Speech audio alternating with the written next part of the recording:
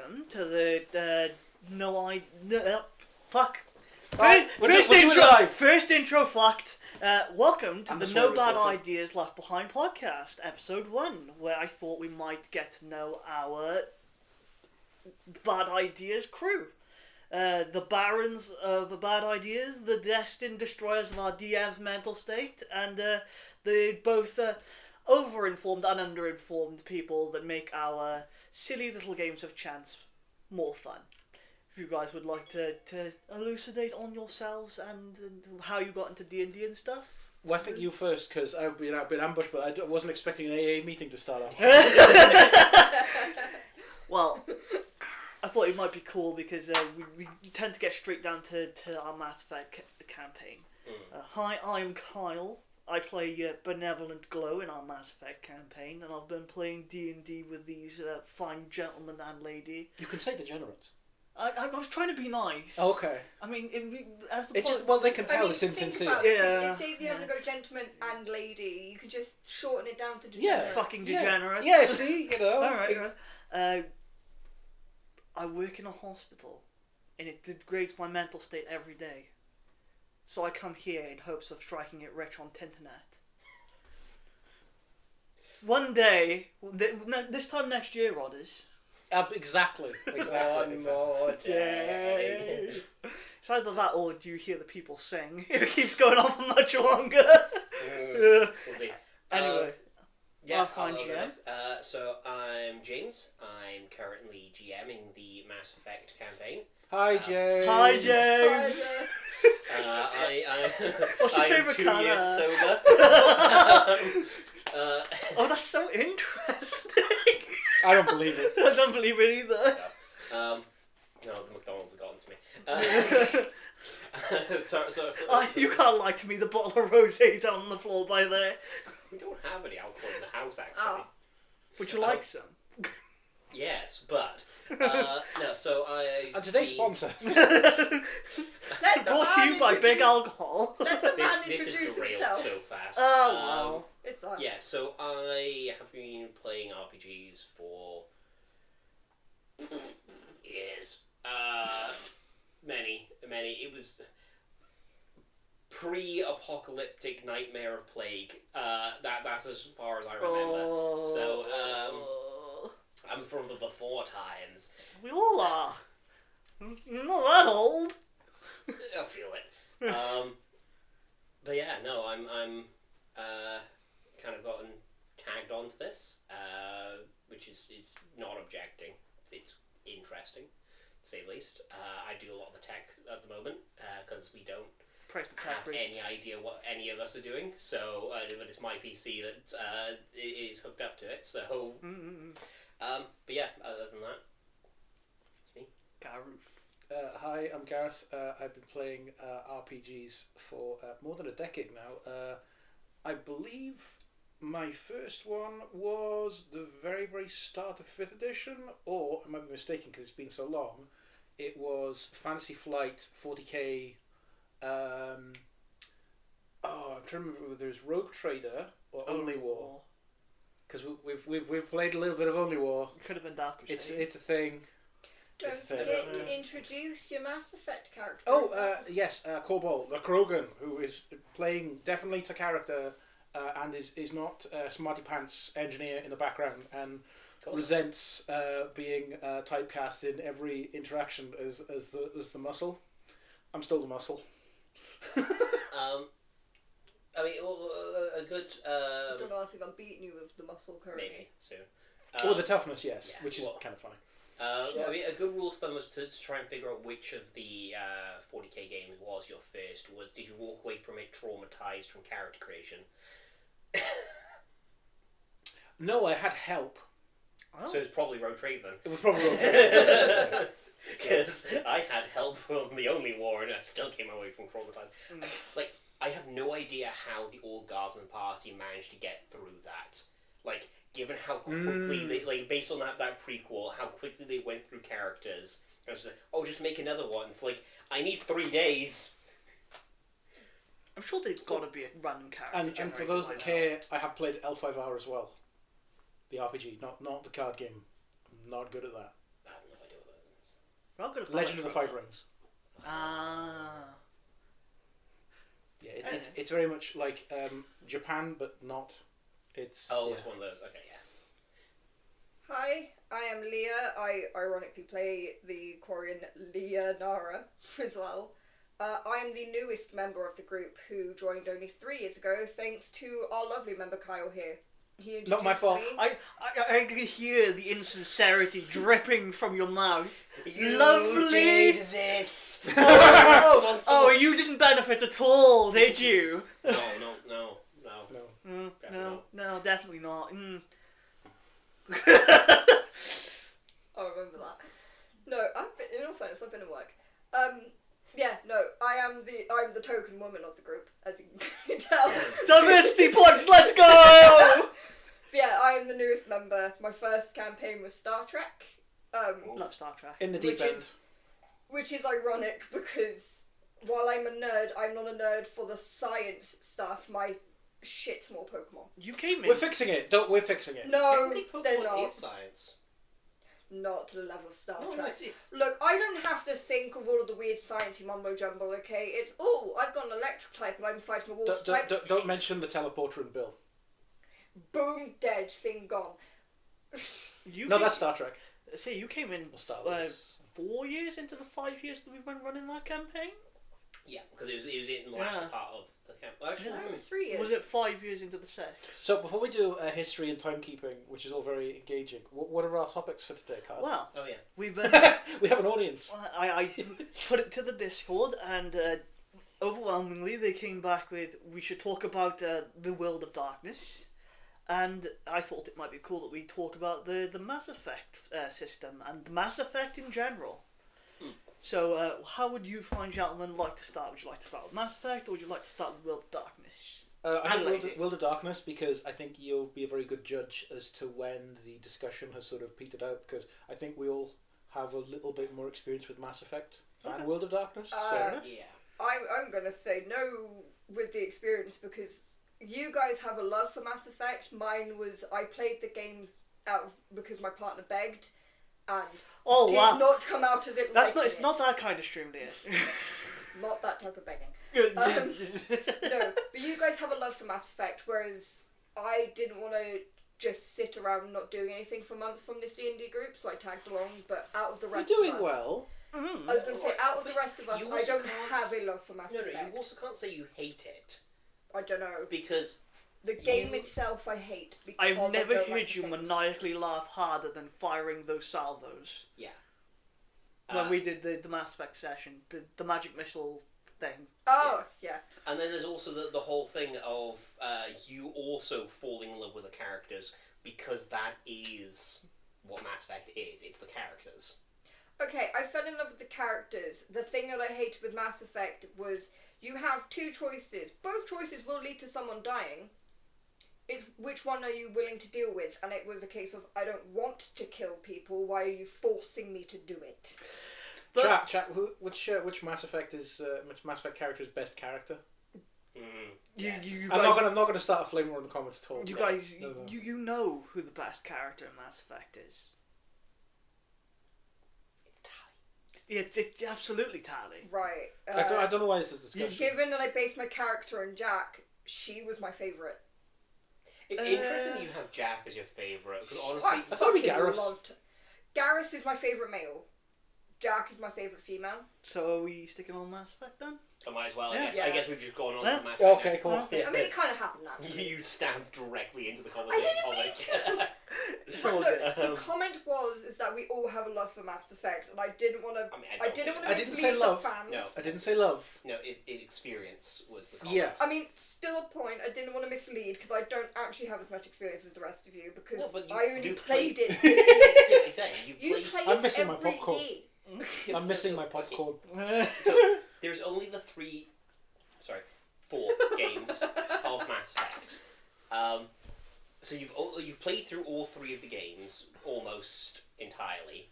There is still that party. You still haven't done the sit-down party, which I don't know why you can't. That is literally the best send-off. Yeah. Because it's just a party with all your friends. I do want to point out for viewers at home, just that when I agreed to play these, I agreed to play it in order, but instead of doing the final mission and then the party DLC, I asked to do the party DLC afterwards. Yeah, no. So because I thoroughly hate all three endings. I don't agree with them. I think they were very stupid, and I don't like. Hot take. Absolutely excoriating take. I don't know. I don't know about that. Yeah. I thought the community was really unified. Yeah, so did I. Yeah. I thought they got a lot of praise. Yeah, and then letters into the door definitely saying didn't how get it poison ended cupcakes. Yeah. That wasn't confirmed. The cupcakes definitely happened. The point is, Shepard either dies or just isn't there at the end, and I didn't agree with it, so I didn't play played Legendary to it get the so that the secret ending. canon was that they had a party after they killed all the Reapers. Yeah. Because I went with the Destroy ending because it's the only one that actually makes fucking sense canonically. Ooh, I think that might be our first point. Which yes. ending I is put the, my fucking is foot the- down is- on that one. Now, what are you going to say best? Because you're going to say morally correct, fits the character, like what? Right, what's, no, so you know, I- what's the, what's the, yeah, so my personal opinion discussion is Destroy is narratively best. I'm in more that camp than yes. myself. I'd agree with that, but only because it fits what all of the other characters have Exactly. been through. You can see the point, though, that destruction is what the Reapers have been doing to all the civilizations. It's what the Protheans did to all the other civilizations. And so, is this cycle just going to continue anyway? Because that's one of the points the child makes is, okay, you stop the Reapers, but the ability to make new artificial life still exists. Yes. This is going to happen again, a la Battlestar Galactica.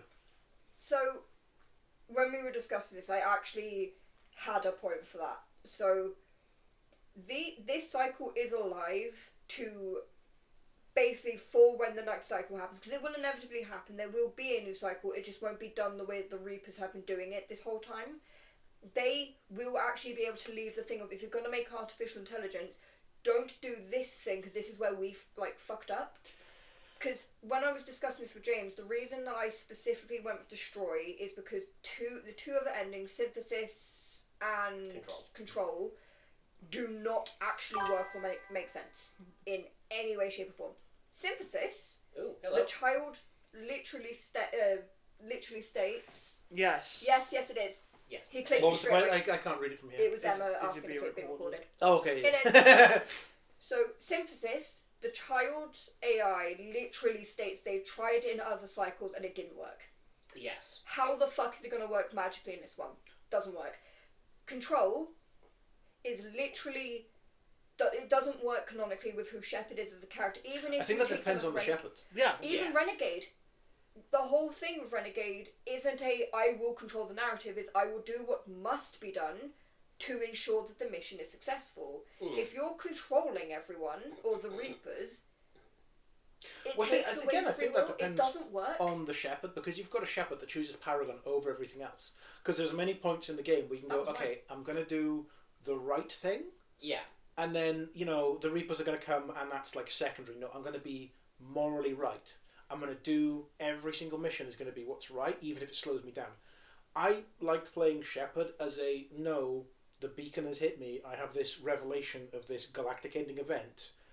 We're getting to the end point. It's not quite speedrunning, but it's more like, I'm not going to faff around getting all these people ready so I can get keys to the garage. I'm going to choose the fastest one.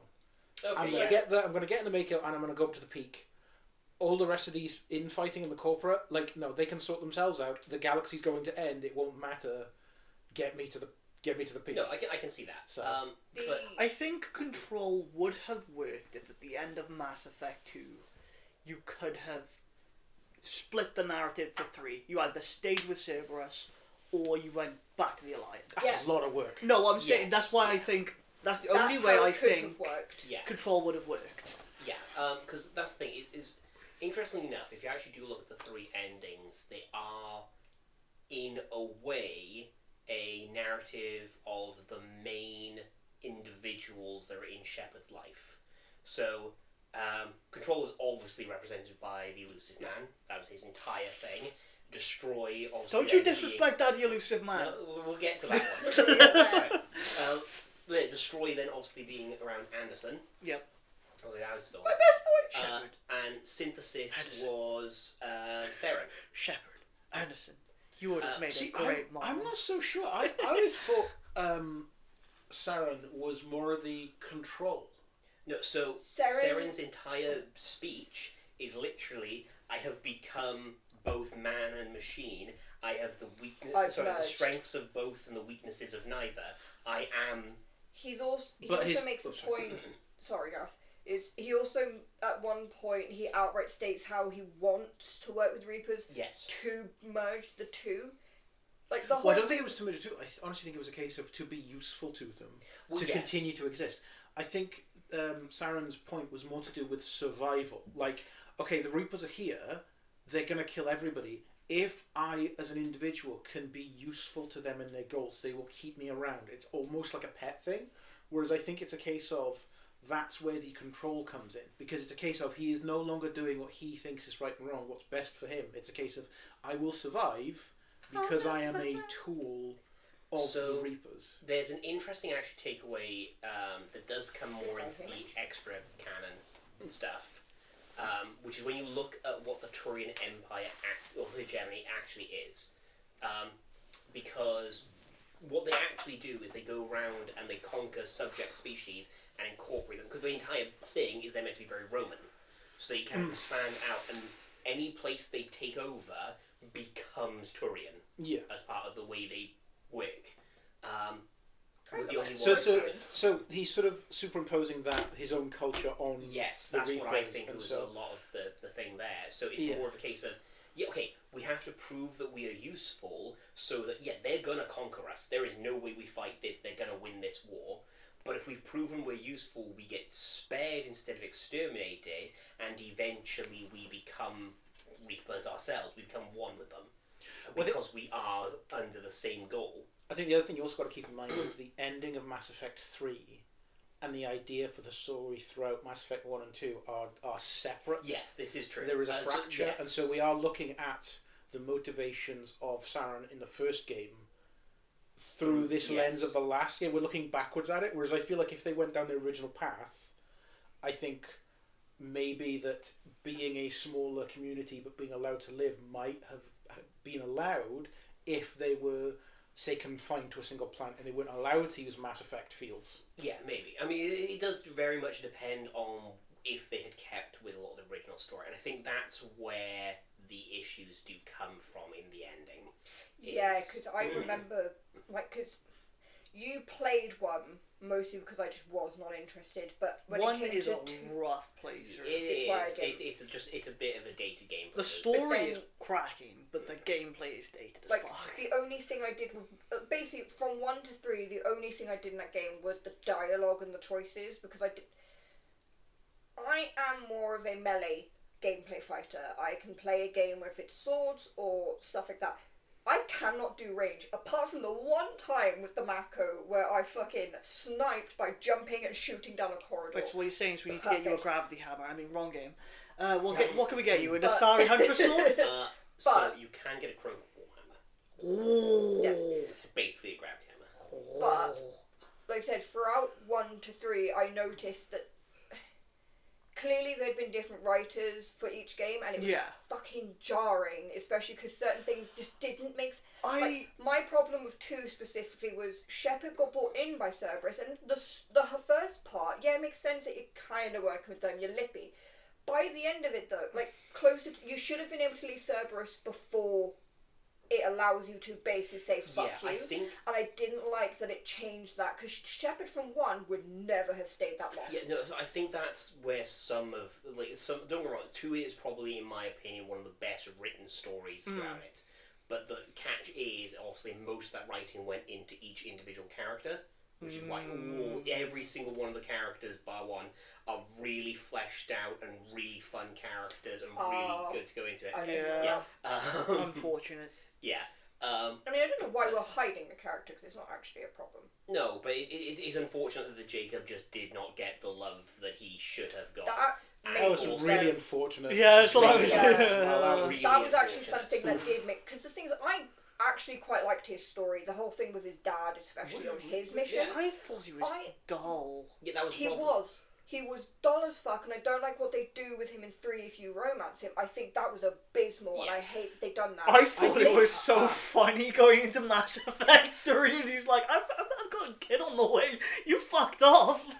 Yeah, and it's like he's the other love interest, like Gareth, Tally, whatever, and they're all like, no, we waited for you. Yeah. I mean, But here comes Jacob, like, no, I playing fucked off. Femme Chef is a bit rough because you do kind of get screwed over with romances. No, My it's Femme the hour. Chef was What are you on about? beast. Sure, you could do that. Yeah. But of the male interests that you have access You're to, basically limited to it's Gareth. just Gareth. Because you've obviously got the thing of Jacob cheats on you. I mean, I guess you could keep Caden along. Which but I didn't. I don't think I've known anybody who's ever romanced Caden. No. I know quite a few didn't. people who keep him alive, but usually it's male Shep that keep him. Well, in Mass Effect 1, I kept there him alive, is but I didn't keep him for the third. half-built interactions for male and female to romance both Ashley and Caden. Oh, okay. So it's a case of they had the lesbian in first one because of Liara, but then is it lesbian because they're a monogender? Yes. It's Well, I know it they depends how were you doing- define it. Yeah, But I know Mass Effect Ashley 2 didn't was- last long enough in my campaign. I made sure she died. In general, they just... No. They, Her comment with the dog. That's what sealed her fate. the human companions, in general, they can write alien companions really well. They just... The human companion... What has Miranda got going for her? My genetics and my daddy issues. A story you've heard 100 times. Oh, and for the people who are interested in her, she's got an ass. You brought it up. You were the one who brought it up. I'm bringing it Favourite up. character. No.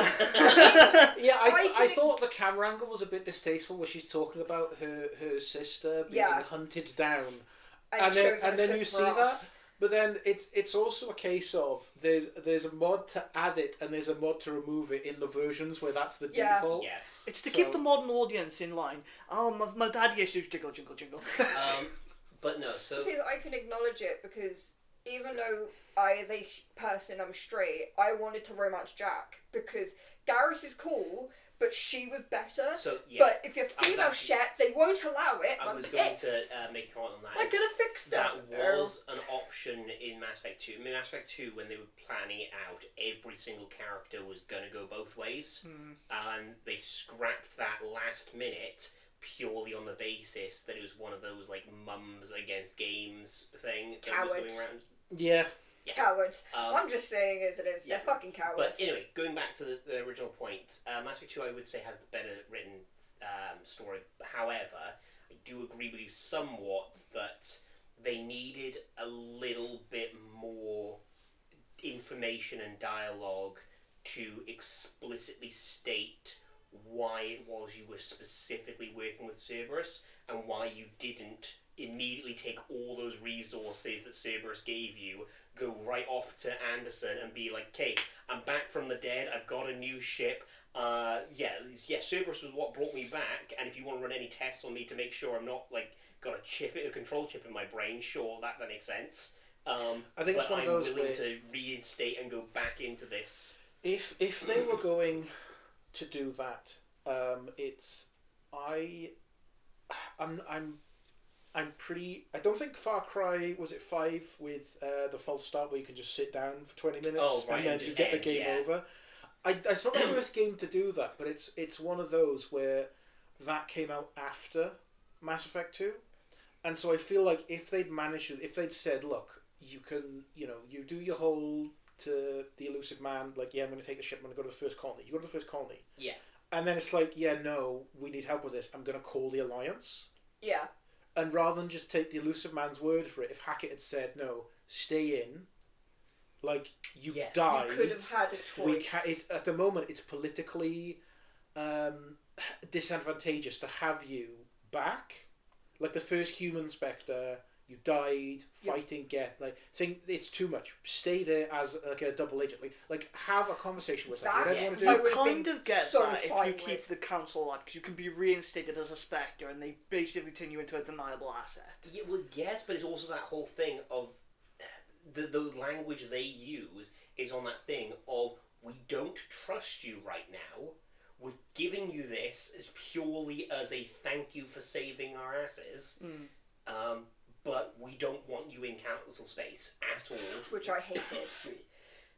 Just the entire thing. We don't trust you. Especially, actually, with Leah's playthrough. Because it kind of, like, blew me away. I was sitting down and watching it. So instead of doing what literally everyone else I know has done, and as soon as you get the ship, you go off to Omega, first thing they did was go off to the Citadel. Ha. Which, again, if... Like, I like, having watched that, because obviously when my first playthrough, obviously it was Omega and you're going through the thing, by the time I got to the Citadel, it made sense that they were a little standoffish, because it's like, okay, you've been following these leads and everything, all this time you've been working for Cerberus, it makes sense that we're not a little... Because they are a terrorist organisation. Yeah, they were the human supremacists. Yeah, we're concerned. But... Concerned. Yes. But... With Leah's trying my playthrough... hardest not to do a Trump impression. Just really... oh... Nope. But with Leah's playthrough, where they went immediately to the Citadel, looking at that side of things, it makes a lot more sense if you had that option of... And again, if they wanted to make sure they didn't have to put in too much effort on the writing, and didn't want to go through this whole route of having... these entirely two branching gameplay loops where you're working for entirely different organisations, having somebody turn around and be like, right, they trust you to do this job, you're in there, you have high-ranking Cerberus assets on your ship, get them on side, get what information you can out of them, we can use this. That would have made sense. I went into it blind because James really made a big point of no spoilers. I'm personally someone who prefers seeing a game first, then playing, because I'm not wasting my money on a shit game. No. In all fairness, I'll fight you if you. I'll fight you. I'm not saying necessarily on mass. It's like my general rule of thumb is I'll watch a playthrough first. If I'm like, actually no, I like the story, I like the way the game is, then I'll buy it because I'm not wasting my money. It's why I don't buy Pokemon anymore, because the games went shit. But with Mass Effect 2, when I found out you're stuck working with Cerberus, and I went... Because that's why I went to Citadel first. I was like, no, there has to be a way to get out of this, because I don't want to work with Cerberus. Because literally the entire thing of the first game is they're terrorists, they're human supremacists, they experiment on people. It's why no, I fucking... They are. They're bad. They're just bad guys. Look, all I'm saying is you've got... What, David, I think his name is? The brother. The very autistic brother. Yes, He... Overlord? Yes. He is the one that truly cemented my thing of I will find the elusive man and I will fuck him up, because, that man was an innocent man and it's what made me I want to ask you rage. a question. Do you think the elusive man and like Cerberus as a general thing believes it's terrorist organisation? No, they think that what they're doing is good and that's what's making it worse. That's what That's scares me. my big thing about Cerberus as an organisation. It is cell based. Therefore, you have cells that are doing things that are ethically questionable. Yes. Ethically questionable. That is doing a lot of covering. Oh my god. There is one big note from that, though, which is all reports always funnel up to the elusive man. Yeah, it's cell-based, but the elusive man is aware of everything. Ultimately responsible. And even though they do try and play it up of, I didn't know what was happening on that base. This was absolutely atrocious. Yeah. I was sitting there every the elusive man always knew. He always knew exactly what was going on. Every time. It was this case of, they're getting results. I don't need to step in right now. Didn't see it. Talk about extras. I think part of the reason he might be so willing to break those conventions as rules and morality is because of the First Contact War. Yes. That comic was really good in setting up his backstory. I mean, it's also why in the first game I killed Ashley without hesitation. I liked the aliens more than I did the humans, but there were two things that Ashley specifically did that sealed her fate with me. The first was her treatment of the aliens that we brought on the ship. That's fair. The second was her comment of, basically, if you're getting attacked by a bear, you throw the dog to the bear. Fuck no, that bear will rip me apart before I let it touch my animals. Right. My cat will be surviving. I will die. No, it won't. It'll come back. That one-headed bitch deserved her death, and I did not shed a tear. I laughed at her death. I have also seen a video of a cat bitch smacking a bear, and the bear runs away. Right. So I will say. With Ashley, I think it's a case of she has been brought up in a military family, and she's got a lot of the weight of her ancestors' decisions on her, and so it's a case of she's military, she's joined up, she doesn't trust the aliens, but from First Contact you can't blame her for that. Now she grows as a character. If she survives all the way to 3, she's on side, absolutely 100%, and it's one of those where she does. I'm gonna hate the Drell Mass Effect 2.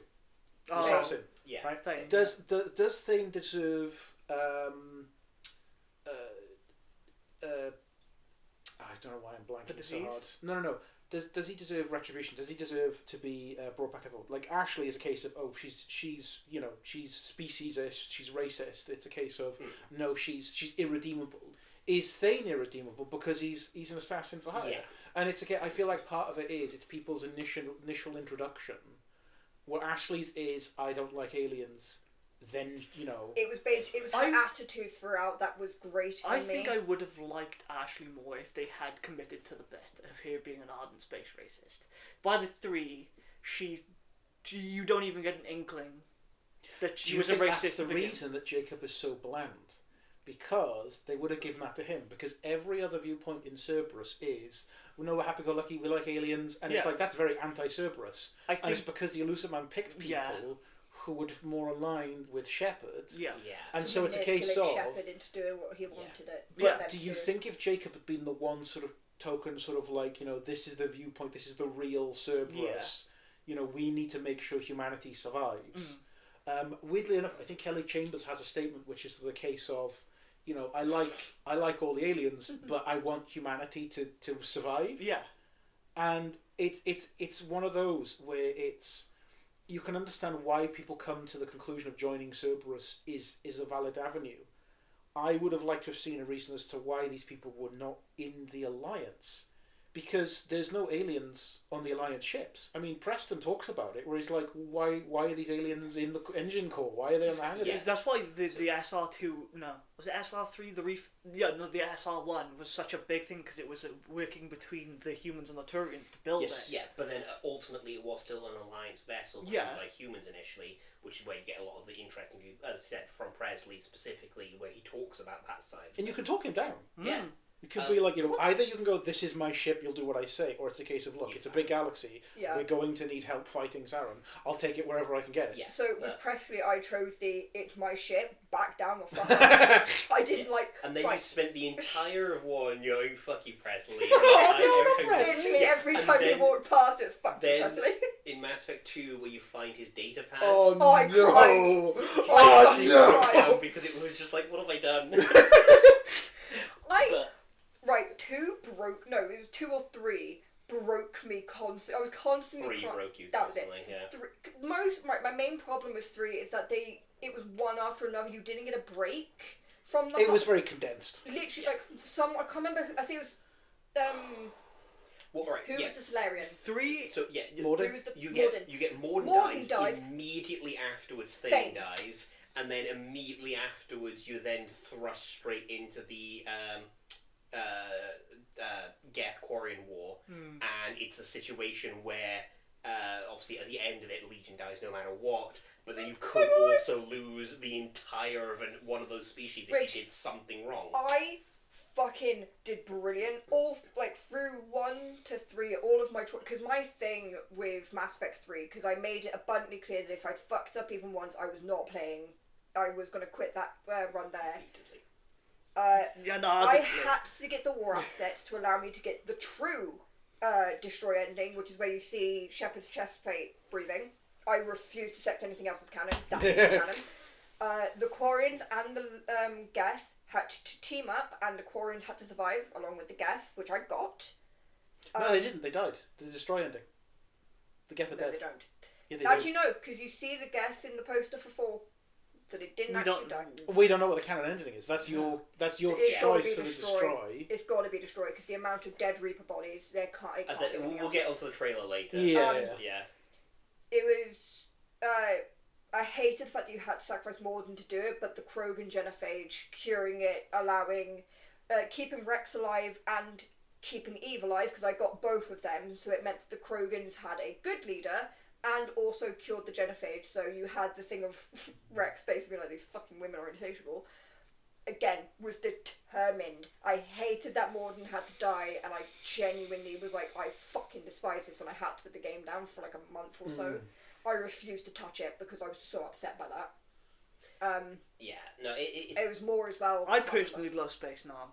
I love feeling all the feels. Yeah, I didn't. That's the thing. This was not a game that I enjoyed. Which is where I get a bit of a weirdness with you, to be honest, because you'll sit there and like you have been just blasting through the newest of the Hunger Games books without any issue, and you're getting emotionally.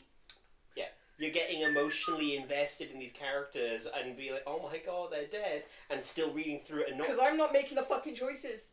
Suzanne. That's actually an interesting point. Suzanne Collins, you evil bitch, but you're a genius. Okay. So basically, I need to make sure you never play any choice-based games ever. Not to the extent of Mass Effect, where it feels like my choices didn't mean shit. They did mean. They did mean. So, I say the problem is wrapping back around to the beginning of this conversation is with the endings, because the actual story behind it is EA decided they were going to push it into crunch time. They should have had another year on that game. It feels like it. Yeah, it feels like it. Those things, because you see it in the areas they had the time and energy to put into it.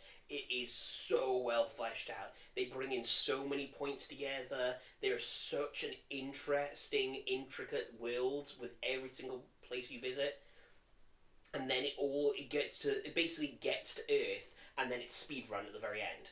Because they didn't have the time to put in anything more. Justice for Marauder Shields. That game should absolutely have fought on every Citadel Council's home planet. That would have been cool. But I would have enjoyed that. Dakuna is relegated to a fetch quest. Yeah, it's not even that. You just literally go over orbit and go boop, and then Kage is you don't even see the system. Yeah. You go to same fetch quest situation with the Volus homeworld. I forget what that one is. the Book of Planets. Yeah.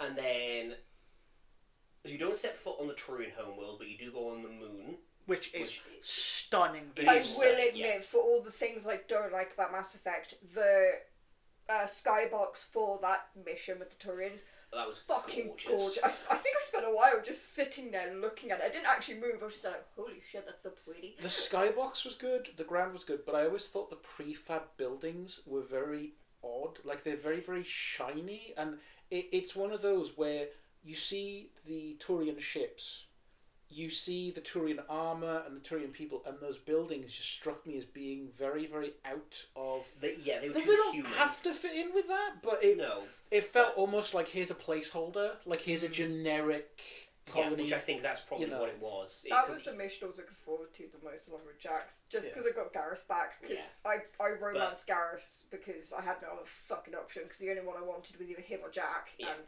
can't romance Jack as a woman, so you had to go with Gareth. Either way, so I do agree that it got thoroughly rushed towards the ending, but then also what you then had was, instead of actually having, when they had to realise, we actually need to get an ending now, we have to finish this game in a month, we have to sort this, instead of having the writing team all put their heads together and crack it out, what happened was the two producers of the game went into a boardroom for 24 hours and then came out with the red, green, and blue endings. And that was it. There was no communication with anyone else. That explains so much. Team.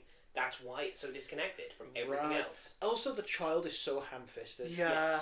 Yes. Honestly, I think if Anderson had died and it had been Anderson as the hologram, that would be as a case of you're not Anderson. You're just looking like honestly, what I really would have liked for this, if they're gonna do this hologram representation of the entity, I think it would have been really good if they had actually done basically what they ended up doing with the the benefactor in Andromeda, where it cycles through faces, and it would have made a lot of sense if it cycles through the faces of all the people you care about, because it's trying to manipulate you into not destroying it. Why would you say its name? Oh, Andromeda. Oh, the potential. I'd forgotten that existed. Thank you for that. the potential... Manual breathing. It Hi guys! Manual breathing! But yeah. I apologise to all of our viewers. All one of you. Yeah. Can't actually see. I did. There was supposed to be a thing that showed up on that counts the views, and it's just not there. Oh, well. So Such is tech life. issues. I did not pray correctly or do the correct rites. Yes. But yes. We must apply the sacred oils, light the sacred incense, say the sacred words. You were talking about the Star Child. I remember when I finally finished that, I messaged the group chat basically like, yeah, I completed it, blah blah blah. Fuck the Star Child! And then caused Kyle to absolutely fucking die. Yeah, it is the I hated worst. that little bastard. Is the worst and most stupid introduction. I've honestly been in that thought that, as far as I'm concerned, the game would have been perfect in my eyes. Like, I would have been just purely happy with it if everything else had happened the exact same way, and then when you got to that final bit of Anderson and Shepard there, basically bleeding out, looking down on Earth. You would have made a great mother. Okay. God. But yeah, so when you have that scene of them looking down on Earth, you don't get that line from Hackett. It just like fades from that and immediately goes into the Citadel powering up and detonating, and no choice of an ending. Did you get the reference? Yeah. Oh, I was wondering then if you thought I was just talking whiffle shit. I was actually thinking, no, you continue on, and then when you do the destroy ending, you go back to that, because I quite like the indoctrination theory. I hated it. I didn't think it worked. No, so indoctrination theory was a fun theory. It's just obviously they turned around and were like, nope, not canon. That's not a thing. That's not how it works. Look, Yeah, as a player, it fits so well, actually... but I think that's not a failure on the writers' part. Again, it's a case of they were time crunched, and it's a case of fans are trying to find a way of making it better. And it's a case of if all you've got is the raw ingredients, and I think the indoctrination theory is some of the best cope you can fit into that shape. Yeah. And it's a case of it. I would rather have the indoctrination theory than the base game as it released, because that was. Oof. I actually do appreciate that it wasn't the indoctrinated theory, because I mean, it's been out for so long. If people are spoiled by it, it's your own fucking problem. The whole thing with the brainwashing was that they got it from their very first ever creators, which was the Leviathan, which it was known that not everyone fell for it, and I liked the fact that yes, the Reapers had a really good way of doing indoctrination, but not everyone was going to fall for it. I think on Mass Effect 2, they talk specifically about how it is a 100% success rate. Like, when you're inside the dead Reaper, it's a case of no. You will always be indoctrinated. It's just a matter of time based off of your willpower. How common and how intensive the I mean, that's the big thing. The difference between Reaper indoctrination and Leviathan is the Leviathans can let go, and there's no serious sort of psychological damage. It's fit over. Which is why the Rachni still exist even after. Oh, okay. I mean, either way, I'm still glad that it wasn't the case, because realistically, if they'd managed to do the indoctrination thing, it either would have been Shepard doing exactly what the Reaper wanted, which takes away your choice as a player and would have made me go, well, no, that's fuck where that final choice comes into it, because the whole concept is if you chose blue or green, you have succumbed to the indoctrination and failed, so to speak. Whereas if you chose destroy, that was you resisting and fighting back at the very least long enough to push the button to activate things. I still personally... Because it's not guaranteed the Star Child is telling the truth. Oh, yeah. If it was entirely separate from the Reaper, if it was entirely Prothean, I'd have a much easier time believing that it was a case of, this, it would also be interesting because it would play back to the Prothean VI. That would have been cool, but I think that's the thing, is by making it the Reaper, you can't trust them. No. Yeah. And that's the thing, because the Reapers have been shown to lie. I was literally saying that to you when we were going, when the Star Child was talking through the choices. I sat there and went, why the fuck would I believe you? Yeah. You have made it clear that the cycles need to continue. Why would you go and tell me, oh, if you click destroy, it will destroy all artificial things. No, you're bullshitting. You're That trying to is keep it actually- going. You're trying to live and keep this whole sort. No, fuck So you. I will destroy you that and I point will there- revel in that. That point there is specifically a fun way of going, stepping into the Mass Effect 5 stuff now, because that ties into my thinking of, yes, the Star Child was lying. The Evil little fucker. Yeah, because they know, like, especially if you've gone down the route of unifying the Quarians and the Geth, you've worked with ED to make sure they have achieved true sentience. I did. You yourself have got cybernetic bits in you. Their entire line of things is everything that you have worked for will also be wiped out along with us. Are you willing to make that choice? And they really ham that whole using the human need for self-preservation, the friends we've made and we're really close there, and also that work Maybe to the end Mass the Effect genocide. was the friends we made Yeah. along the way. The So- irony, because I was so in my belief of Star Child is bullshitting, I went, do you think that's gonna stop me? I love my friends. They ain't fucking dying, but you are. Precious. Before But we yes. go on.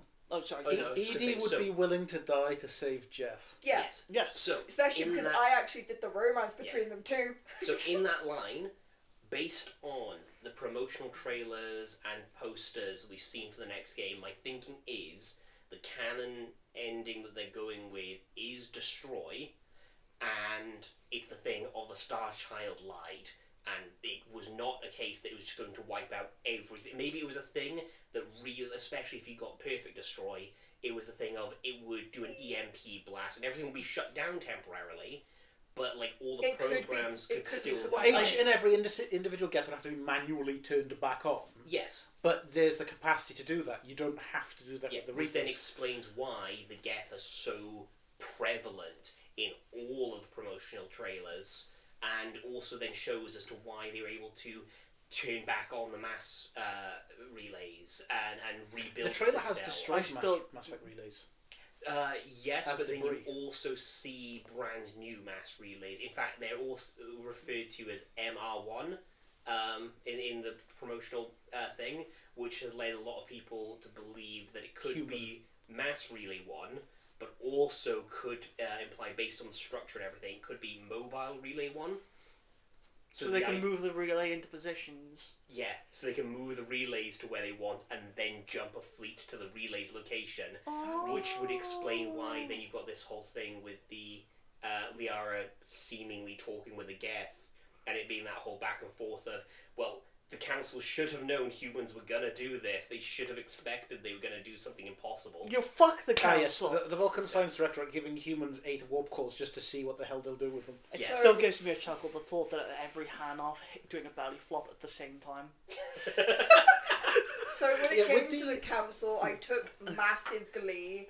Because obviously the whole thing with the genophage mission that you do is you've got the Solarian, not the councillor, Delatras, basically making a big song and dance of We if don't you cure the Fuck genophage. with the Dalatras in this Nah, house. nah. No, Kyle, you're in my house and we do. You I fuck with the Dalatras? I, No. I'm a head out. Fuck with in Kyle language is work with. oh, right, no. In Kyle language. Sorry, Sorry. in my That's language, people fuck. What, Gen Z? I don't Yeah. know. Right, sorry, in I'm my. not that young. You're not that old. Okay, in my language, fuck doesn't mean you work with them, it means you fuck them up. Or you fuck around with them and piss them off, because that's what I did with the Delatras. They were like, oh, we're not giving you our Solarian fleet. It's like, look at all my war assets. Do you think I fucking need you lot? No, I don't. I got the perfect ending. I got, how many did they, like 8,000, I think? Oh, seven something. Either Like way, 7 or 8,000 in you assets. surpassed what we needed. Yeah, I got everything I needed. The Delatras This was the threat meant remaster one, fuck correct? all. Legendary edition, yeah. Yeah. Yeah. 'Cause There I- is a distinct difference because in vanilla you needed to play multiplayer games to get the best ending. Yeah. Like at launch. And Which- then I think they changed it when they added the Citadel DLC. Yeah. You didn't need to. Like, you had to play everything perfect, but you didn't strictly need to. Yes. Which I thought was a bit crappy. Mass Effect, but- the No, I multiplayer was banging. appreciated I enjoyed that. I Right. No, it's a I bit got crappy play. for them to do it where you needed to play yeah. multiplayer. Yeah, so Right, I got you. the multiplayer was thoroughly enjoyable. It's good, yeah. You know the stores are still open. You can still buy the credits and stuff. No, I know. It's It's just crazy. also the thing of, like, I have to go and I basically had to go and have a fight with Microsoft to get back into my account, and then see if I can find Mass Effect 3 in the list of games I own. Yeah. To be able to re-download it and play it. It's a whole process in order for me to go back onto the multiplayer. But I really want to. My Games for Windows Live account has been lost to the sands of time, and if anyone understands that, then take your ibuprofen. I kind of do. Sorry, I took Tylenol. In all fairness, I was glad that we had the Legendary Edition because I did enjoy the Leviathan mission, especially because I pieced it together. Like, yes. Before we actually did the mission, I pieced together the story behind the Leviathans. Apart from the cycle, I was fucking close, mind you. I thought they were like 2 or 3 in the cycles, not the first, but either way, I got the story of that, and then when you have to do the investigation thing, where you find the planet of the Leviathans, I got it on the first fucking that was try. jammy. I am an amazing detective. Do you have that recorded?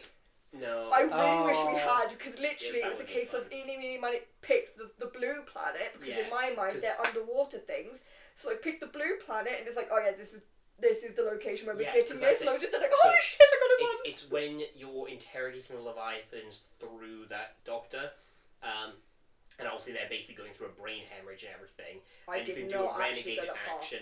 Yeah, you can do a renegade action to stop, but she immediately stopped the thing after just the first bit of conversation, which only narrows it down to one sector, and then she just like haphazardly went, oh, I'll just go to this one system and let's just immediately scan this planet and just nailed it. I'm really good. Guided by the hand of destiny. Yeah. Here's the thing, when it comes to like basically detective works in games, I'm really good at picking up on the details and that was no pinpointing detective. things. You just No, it was detective.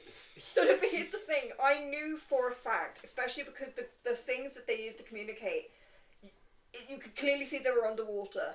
I narrowed down where the water planets were by guessing the system, found the blue planet, and went, they're there, and found them because I knew that they were underwater. So the Leviathans I didn't need to look up shit. Oh, you first. I was just about to ask, who was subverted in their thinking when it came to the Ragnar? Because I thought it was the Reapers for the longest time until I played that DLC. So I actually still think it's the Reapers, yeah. See, I don't think it is. No, pure It's on the because they basis. describe it as sour and like a sick Definitely, yellow. I think that I go with the Leviathan. They built up the Ragnar to fight the Reapers. So my thinking on it is the Reapers knew of the Ragni's existence initially because the Protheans were using them as frontline soldiers back during their war against the Reapers. Then you've got the thing of the Queen specifies it was a sour yellow note. Yeah. That was the thing.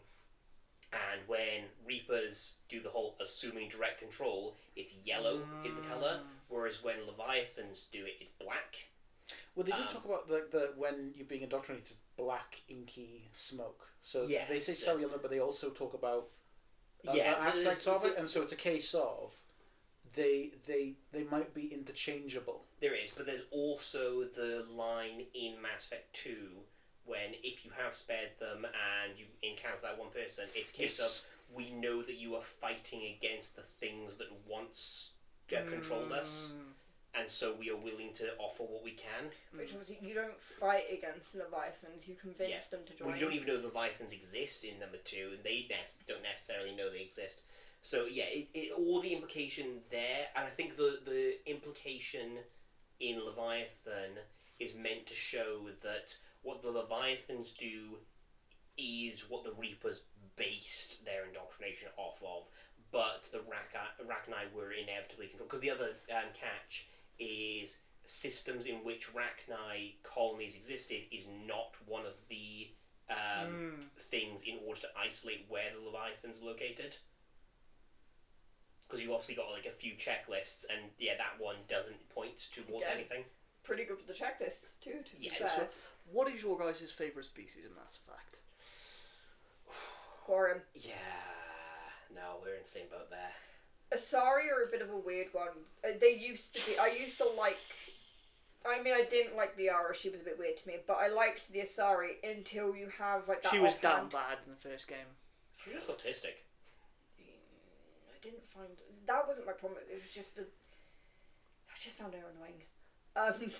And then in 3, I found her even more annoying. Mostly because I get her worldview got shattered because of Javik, but at the same time, it's a girl. You can't be mad at him for your own stupid assumptions. He's telling but you you the see, truth. she's a woman. Technically, they're genderless. Yeah, fuck it. They could be mad for any reason. I have a woman at home. After this episode, maybe not. Yeah. You still like Kyle? I should hope so. We've been together nearly 6 years. Wait, 6? I thought it was more. We broke up for that. Oh, yeah. Yeah. Now you can have an argument about whether or not that counts. I hope you're ready. Oh my god, we're going to have our own version of Ross and Rachel. Oh god. No. So, okay, if you take the destroy ending as canon, what happens with the Leviathan? Because I can imagine they're quite happy with the case of, oh, the Reapers, the robots we unleashed on the world are all dead. Sweet, we can take over now. Yeah, that's going to be an interesting... I'm hoping they address that in the next game. Because they should be the next... Like, my thinking is at the point we encounter them, their numbers are so small that they can't exert a massive influence. Yeah, but they can communicate over galaxy. I mean, the fact that they can communicate with they need the control nodes. They only can do that through the nodes, and now the entire of the galaxy knows about the nodes. Okay. So they can probably destroy a fair few of those before they become an issue. But then that's the thing, is the Leviathans are still there. They're still terrifyingly powerful, because like an entire warship could show up to go and destroy them, but then they could just activate that EMP above their homeworld anyway. Or they could just mind control. If you get close enough, they could mind control the entire crew. Well, so we don't know what technology they've developed because it's not been one cycle. They are the ones that originally made the Reapers. They have been there for millennia. Yes. They could be so far in advance of everyone else technologically because everyone else's technology is based upon the Mass Effect fields. They are guided down these paths because that's the other thing is the reason the Turians, humans, Quarians all have a similar sort of tech level is because it was I don't want to say forced on them. But it was a case of it was presented to them, and then they took the path of least resistance, and then that was the tech line they went down. Yeah, so the how to use the tech was a gift wrap situation. Like that, you literally were handed the keys to the car. Do you understand electricity? Yes, no. You can use Mass Effect. That's actually the perfect analogy. So the perfect analogy is that all the species of the galaxy were given keys to a car with a manual of how to drive. But then there's that thing of the manual of how to drive did not tell you how to build a car or how to repair it. It doesn't tell you anything about combustion engines. So you have to figure all that on your own. And that's where the huge gulf of time of like the 2,000 years it's been since the Asari first traveled through the galaxy, why they haven't made enough advancements since. Don't get me started on the Asari, James. Don't get me started on the bad guys of the series. I wouldn't say they're the bad guys, but no, they're they definitely hid proof. They hid tech. What Look, I used to be against Kyle on this one, but sorry, that one mission with Leah and Javik really did put me off on them. I wouldn't say that makes them bad guys per se. I would just say it does when they have a rule on the council that you have to hand over all Prothean technology. I think if their own rule was, you don't have to tell anyone, but the fact they say no, you have to tell everyone, and there's an Asari on the council, it gets a bit. Yeah, I mean, okay. Also, there is... when this whole thing with the fucking Reapers started, the first thing they should have done is, we've got a bunch of this tech, maybe we can use it. No, they fucking. The general populace didn't know. Liara didn't know she was their subject. That's why they were so far in advance. Yeah. So right. See, here's the catch. So the information that was inside that beacon that they were using allowed them to advance their technology essentially to where the Protheans were at their height. But they still had to figure everything else out after that. So the catch is, they were essentially working with the end state of the last cycle.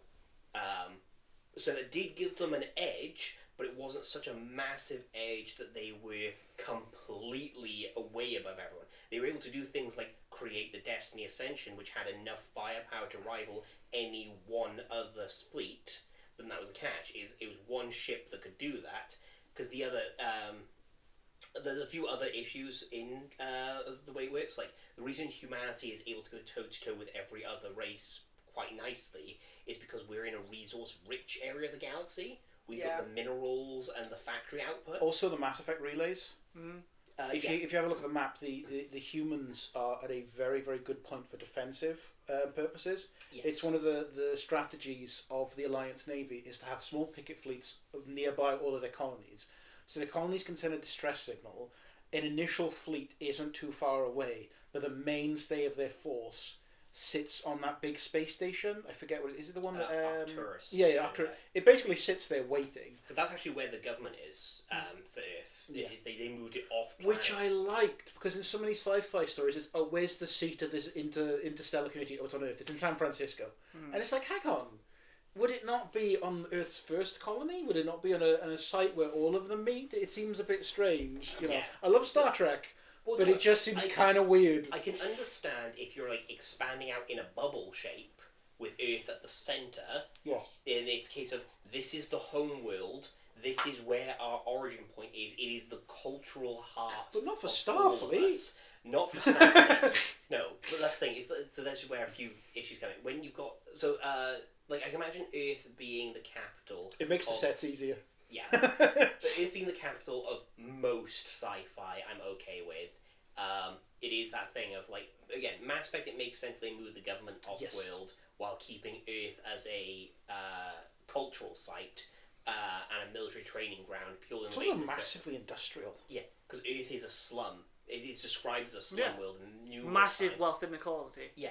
And also then there's the thing of, by moving the government to the Arcturus station, which was like one jump in, they're also right next to the wealthiest planet in the Alliance, while also being more centralized in space, because obviously they butted up against Council space initially.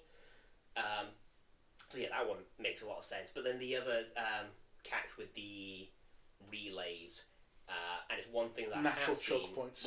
Well, one thing I have seen though is the relays we see on the map is not the full extent of the relays. Yeah. Because the council said, stop fucking with relays after we started poking them. But the other thing to also take into account, especially in... Well, they had their rule after they unleashed the Rachni on themselves. Yeah. So they have a legitimate reason for enforcing the law. Oh, yeah. However, seeing someone poking a Mass Effect relay and shooting them to death, I feel like is a little bit of an overreaction for first contact. We'll get to the first contact one, but I think the... I think that one of the major things that it talks about, because I was looking through all the lore when I was doing the codex entries for our game, is the Citadel space. So the space around the Citadel itself is described as having many relays, and the whole thing of the massive relays that connect sector to sector are a one-to-one thing. So for every sector that we can go to in the game, it's one relay going to another one relay. And then in those systems, there is then smaller relays that can connect to many other systems within that sector of space. I was under the impression that a relay was to jump between sectors, and then use your own drive to get between that's what systems. The game seemed to imply when you're looking at the screen. But no, the actual wording of it is it's between sectors is a one-to-one relay, and then when you're in that sector, there is a separate relay that it does to many smaller, that has like a smaller short-range jump to many small systems, which is why you end up getting space is less of a bubble that grows out and more of a jump over there, subway map, establish, jump over here, establish, and there's massive voids between them of space. Yeah. That's why the Batarian relay was so special, because it could go anywhere.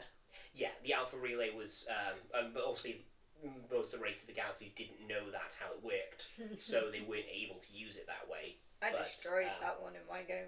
Well, you have to. Batarians, what Batarians, sir? I'm sorry we had to do that to stop the Reapers. The Reapers? Yeah. That pissed me off so much with the game's story, was the fact that Shepard spends like from 1 to 3 constantly telling them, like, hey, the Reapers are coming. No. I mean, after that, the There man was is basically a a war criminal. Yeah, but The fact that they even let him out is well, I mean, that's why I really like. Well, I think the Batarians throwing out an asteroid at a human colony first sort of is a bit like, well, yeah, but they failed. that's Shepard not that's fucking not succeeded. okay. That's not humanity's fault. Okay, Yeah. Well, maybe they should have been better with their relay. Maybe they should have been You better know, terrorists. You know, I'm just saying, if you throw the first punch, don't be surprised when someone punches you back, and you don't get to cry when they punch better. Like, that was the thing. you know, like, my argument was like, yes, okay, I'm a war criminal because I destroyed their mass relay, but fuck you, I saved you like 2 extra months because you could have just been destroyed quicker. Yeah. You saved the but rest. again, I you think saved the that rest would've of the been- galaxy 2 extra months. The Batarians got a bit fucked in that exchange. Who cares? I think part The of it Batarians. is a case of the. Oh, yeah, and you I mean, really, you okay, sure you yeah. don't like Ashley? No, I still Are you hate sure? her. I think you killed more aliens than Ashley could ever have hoped to. I mean, Yeah, that's, I didn't like Good. that I had to kill that fucking many, but again, it was the no, I needed to I do do something. find it's I mean, don't get me wrong, that DLC is actually one of the weakest DLC in the entire trilogy. It's the most impactful, I believe. Yes, but then that's why I feel that it's the weakest. Purely, I mean, I've it watched didn't have somebody- time to breathe. It was No. at the end of Mass Effect 2, and then it's like, Yeah. Yeah, and I feel but like it's also not worked on very well. So the maps use the same stock assets from Jack's mission. It's basically entirely 1-for-1 yeah. asset exchange, and even down to the thing of the Batarian armor does not make sense for Batarians. Because it's Yeah. only got 2 eye Because it holes. only has 2 eye holes, Yeah. and the entire Batarian culture is the idea that 4 eyes are seen as divine and holy, and 2 eyes are subpar. You are inferior if you have 2 eyes. Yeah. So it's like they would not make their armor. 2 It's a good eyes. thing they didn't spawn in a galaxy full of 6-eyed people. That would have been rough. Yeah. But I also love the idea that one of the reasons they believe 4 eyes is holy is maybe because they actually had some depictions of Protheans. But don't Yarg have 6 eyes? No, the Protheans are 4.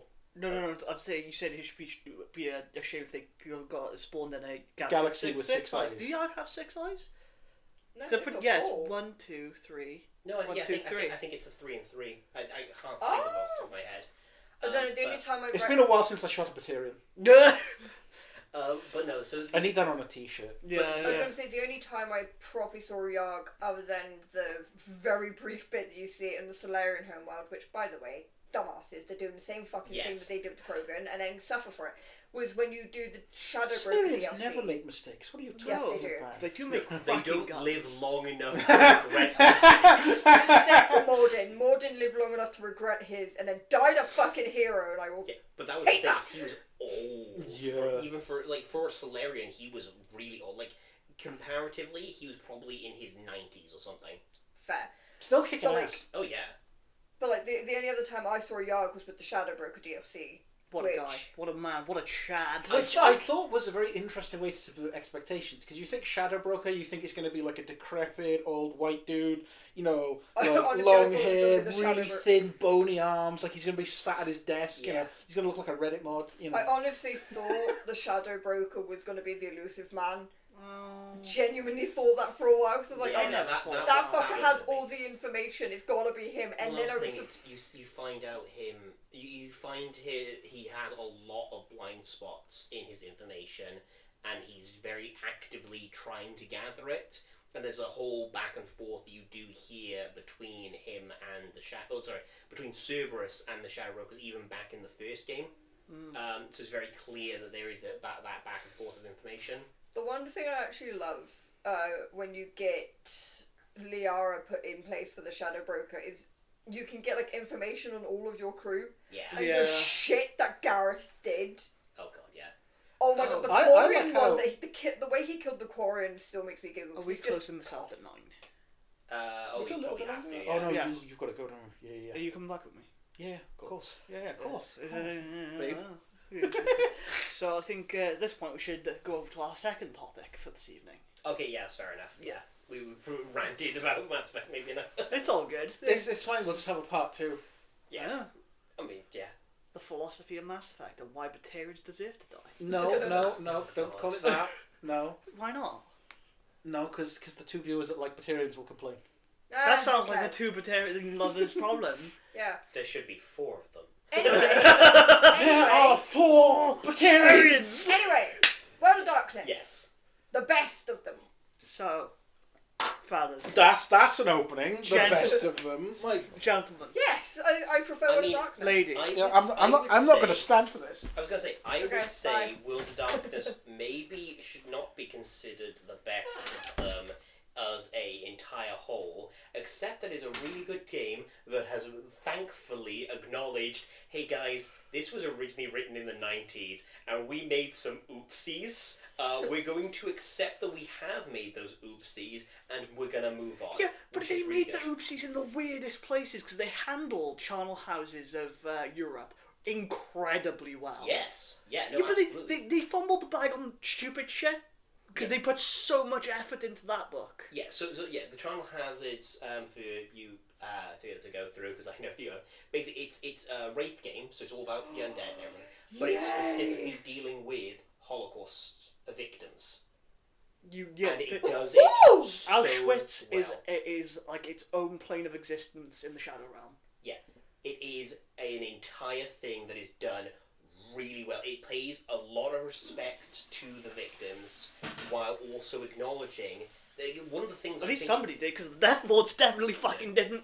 One of the things I actually love specifically is the fact that they acknowledge that, okay, it's a horrifying thing that happened, and there is no reconcilable ever justification of anything that happened there, but also acknowledging that in those environments, people were pitted against people. There were some people who were victims in there that weren't good people. Now, don't get me wrong, it does not justify anything that happens, and they acknowledge that and they go through with that. And then you've got this whole thing where it's like they're actively, like the wraiths of these victims are actively waiting for their abusers and things to pass away so that they can grab hold of them. And I think it's the guy who's actually like in charge of Auschwitz is currently his soul is welded to the front gates of the Shadow Realm Auschwitz. Oh, I see. Now, is he looking Really? out or looking in? Because I'm trying to figure out which is the worst prospect Looking for in. that. I would imagine looking in. Because he has to see everything that he'd done welded to this and being made, like, example of. Yeah, especially for if the they're people he trying. killed. Because don't get me wrong, it's one of those difficult things they're going through, which is obviously the whole. Like, a lot of them were basically wraiths when they came in because they are so messed up. And Understandably fucking so. mad. But then, so it's that whole justification. So they're trying to rebuild their own society and build it back up. But there is still this issue of all of them are inherently broken because of what they went through. I said, And none of the Wraith bureaucrats wanted to take them into their houses, so they were just left out in the cold. because you also have to remember that a lot of the Wraith bureaucrats are older, and anti-Semitism is something that has been around for millennia. So a lot of these people are like, no, I don't want those people in my domain, just as the old nobles used to do. And then it's like, oh, no, they've come in force. What is a wraith? Just so we can clarify. Oh, yeah. I should have done this more in the Mass Effect one for people that haven't played or watched it. But, that's fair, yeah. apologies. Wraith is somebody who died and did not attend to all their business in life. So the old ghost stories Yes. of they remain They have- here, they linger because there's something. They have Yeah. anchors to the Right. mortal realm. Okay. So, like your character in our vampire campaign, Yes. King. Yes. because he became a wraith. Yep. Yeah. You absolutely could, you could have found his fetters if you'd looked. I I'd mean, rather if not. we were ever going back to that campaign, I know. But yeah, so I thought I had one. So World of Darkness. Actually, yes, you did, because you gave it flag tin to to Meredith. But yeah, so World of Darkness played that exceptionally well, and then they went and made a book all about. If I remember correctly, I'm going to try this now. The politically correct term for them currently is travellers. Oh. Yes. There was an entire splat book based around this community of people, and they were Yeah. witches and covens and they were magical people, and it was like, no, that's a people group, that's a culture, that's no, oh dear. And they also then used what is now, I don't think it was a slur then, but obviously now in the modern day it uses the slur word for them, which is like, oh dear. So it's one of those things where like they hit phenomenally strides in some areas, and then just swung and missed so badly. I in think others. that the Ebony Kingdoms is only a half whoopsie, because that book slaps. I love the bloodlines and all that. Yeah, that's it. It's one of those things where there's certain. I think the thing is that was at the turning point of World of Darkness history, where they were like, yeah, so we've been like very Eurocentric. We should probably actually talk about some of the other stuff rather than just saying yes, and they also exist.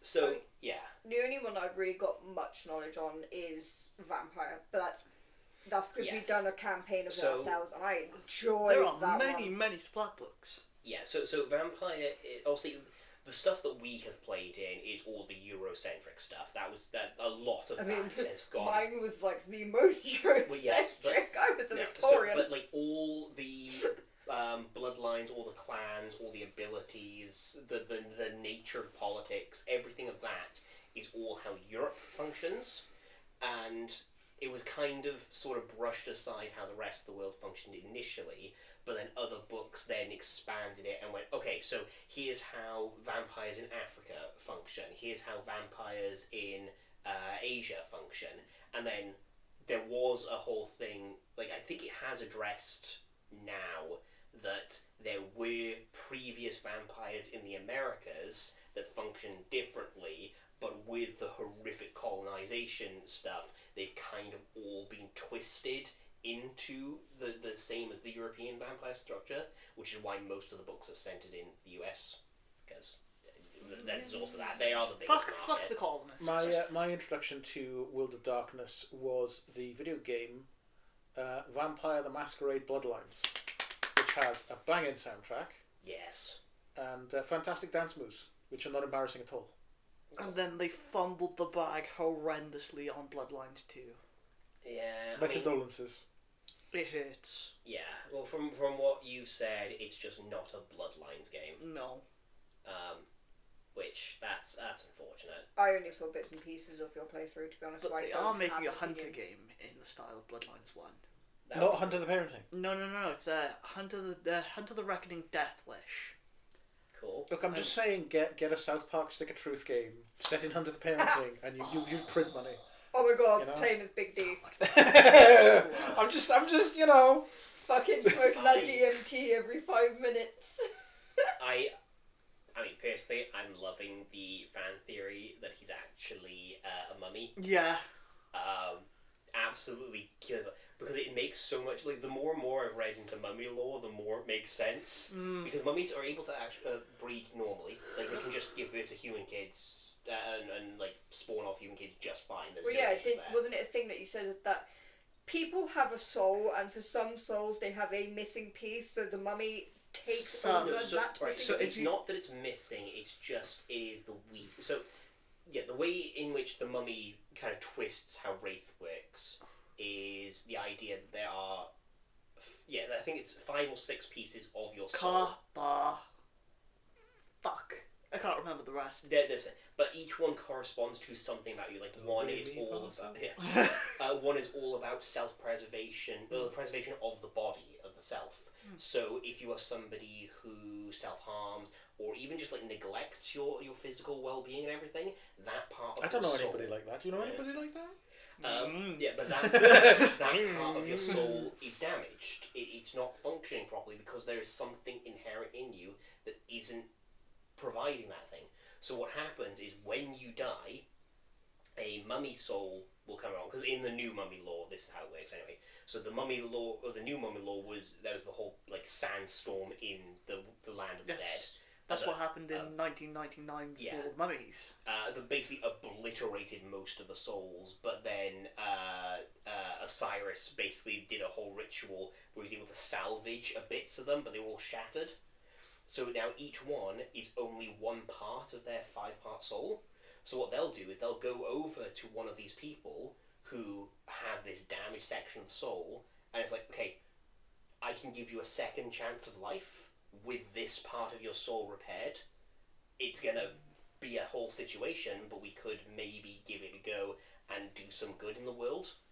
And then you accept. It's then a horrifically painful process as one part of your soul is actively destroyed, and then the mummy soul incorporates itself into you, and you become a new being, which is then referred to as the third life, and you are then reincarnated into the world as a And a mummy. mentee. Yeah. Which then their whole thing is they have just a Can you whole... get rid of your debts doing that? I'm asking for a friend. No. Oh. You'll outlive the debt collector, though. Yes. Yeah, okay. Because that's the thing, is you are basically immortal. You are overflowing with life. You heal faster because there is more life energy in you. You aren't inherently magical, but because you are so long lived now, it's easier to pick up talents as you go. But then it's little things that then come into the hands of the parenting that makes sense, where it's like you have a vigor and a love of life now. You are just brimming with energy, which then explains all of these reactions there. But there's also little things of, there's a specific paragraph in the wiki that goes over how blood of a mentee is specifically potent to vampires. Mm-hmm. They can become addicted to it. It's like a drug. And then obviously the one time we see him getting bit by a vampire, Kevin! he then declares that he ingested a bunch of DMT, and then Kevin starts tripping. And it's just this whole thing of, like, if he was a mummy, that blood would just do that, and he could cover saying that he had taken DMT and everything, but then it could just be his blood that had done that. So and then it's just like little things of, obviously he's a lot more knowledgeable of things. There's lots of references as to like how long he may have lived. I'm inclined to believe that he is the older form of mummy. Yeah, I mean that would be the thing, is he would probably be the older form. Because there are still some of the original mummies pissing about. Yeah, which would make sense there. Are they formed in a different way? Yes. Yeah. Right. In the beginning, there was Osiris and there was Set. Set was embraced and became the antediluvian to the fucking brain. The followers of Set, now known as the Ministry. But Osiris was picked to be king of Egypt. Set did not like this, so he came and killed Osiris. Osiris was then embraced. And then Set came and killed him again, and scattered his bits and pieces across the Nile. Then his sister, cousin, wife came and got all the bits back together, and they created something called the Spell of Life. Therefore, Osiris became the first mummy. So do you have to be a vampire first and then become a mummy if you're going to be a mummy? No. Okay. You just have to die. Because then then what happens? How much have left of you after final death, though? Because if you're a vampire and then you die, don't you just turn to dust? It depends on how recent you are, because you age to the point. They're also antediluvian, so there are stories of antediluvians walking in the sun. Yeah. They'll play by the same rules. Yeah. The way, Right. based on how old Amelia is, given that she's a Victorian vampire in the setting we had, she wouldn't turn to dust, but she would be bone. Right. And it would be chipping bone, because you'd over 100 be years at this withered point. bone. Yeah. So yeah, the first mummies were created by magic. Old and powerful magic that can't really be recreated now. And the essential part of a mummy is it is immortal. You are immortal, but in the sense of technically it's reincarnation, but it's not like rebirth. You can die as a mummy. Yeah, that's the thing. So It you takes- can die, but then your soul goes back to the underworld, takes some time to regenerate, and then you Go back to your respawn, corpse. essentially. My question is, are you the new creation combined, or do you separate after death?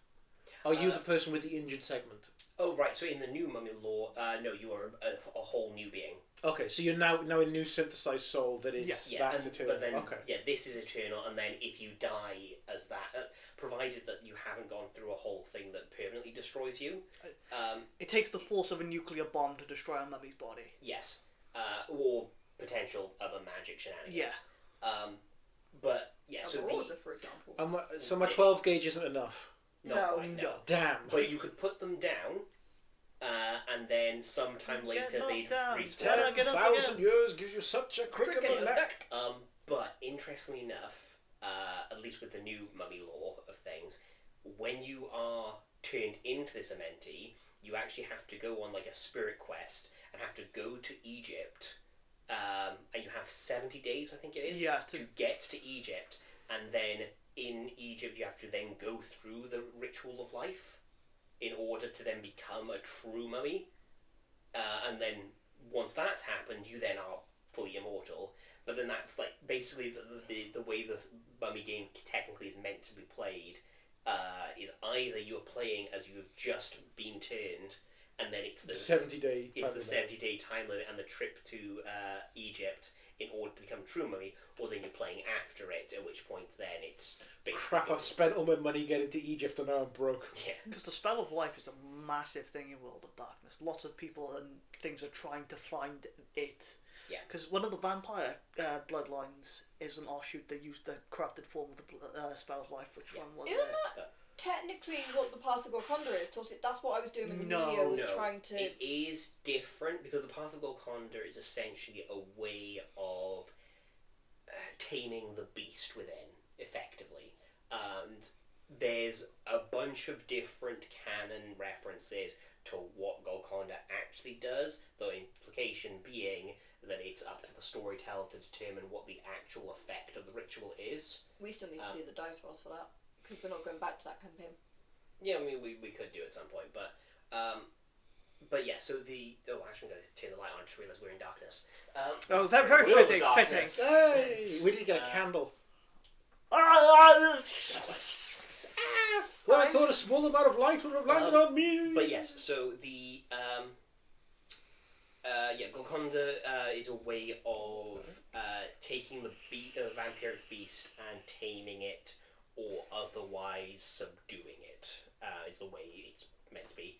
Which then could be a thing of you are effectively immortal and no longer have the beast within in the same way as the you become the perfect predator. Yeah. Well, that's the thing, is you I like the idea that there are different outcomes depending on circumstances. So it could be a thing of effectively your humanity gets permanently set at a specific level. Because that's what happened with the Gangrel. Yeah, the Gangrel. He was permanently set to 1 because he technically failed it, but I also see it as a success because he will never become a white. But he is like one of the most dangerous because his humanity is just so tanked low. I mean, that the way I was playing him was that thing of he had no care for the human world whatsoever, which is actually why I ended up having it in the lore, in that little world, that he was working well with certain werewolf groups, is because he is so far removed from them and disconnected, but he's in this weird state where the worm no longer drives him anymore. So he's not quite as worm tainted, but he's certainly not human anymore. My aim was to try and get the thing where I was still a vampire, but I no longer needed to eat blood. I no longer needed to drink blood. I had the powers of a vampire still. I could go out in the sun, and I could. So you wanted to be mortal? No, that was the. I wanted to keep my aim was to keep the immortality, keep the powers of a vampire, but it was never going to be a thing of if someone bled near me, I went into a frenzy. I could eat regular food like basically a thin blood thing. If they can eat regular food, they can be in the sun. I just no longer needed to drink the blood. Being thin blood is not guaranteed. No, but it's a thing.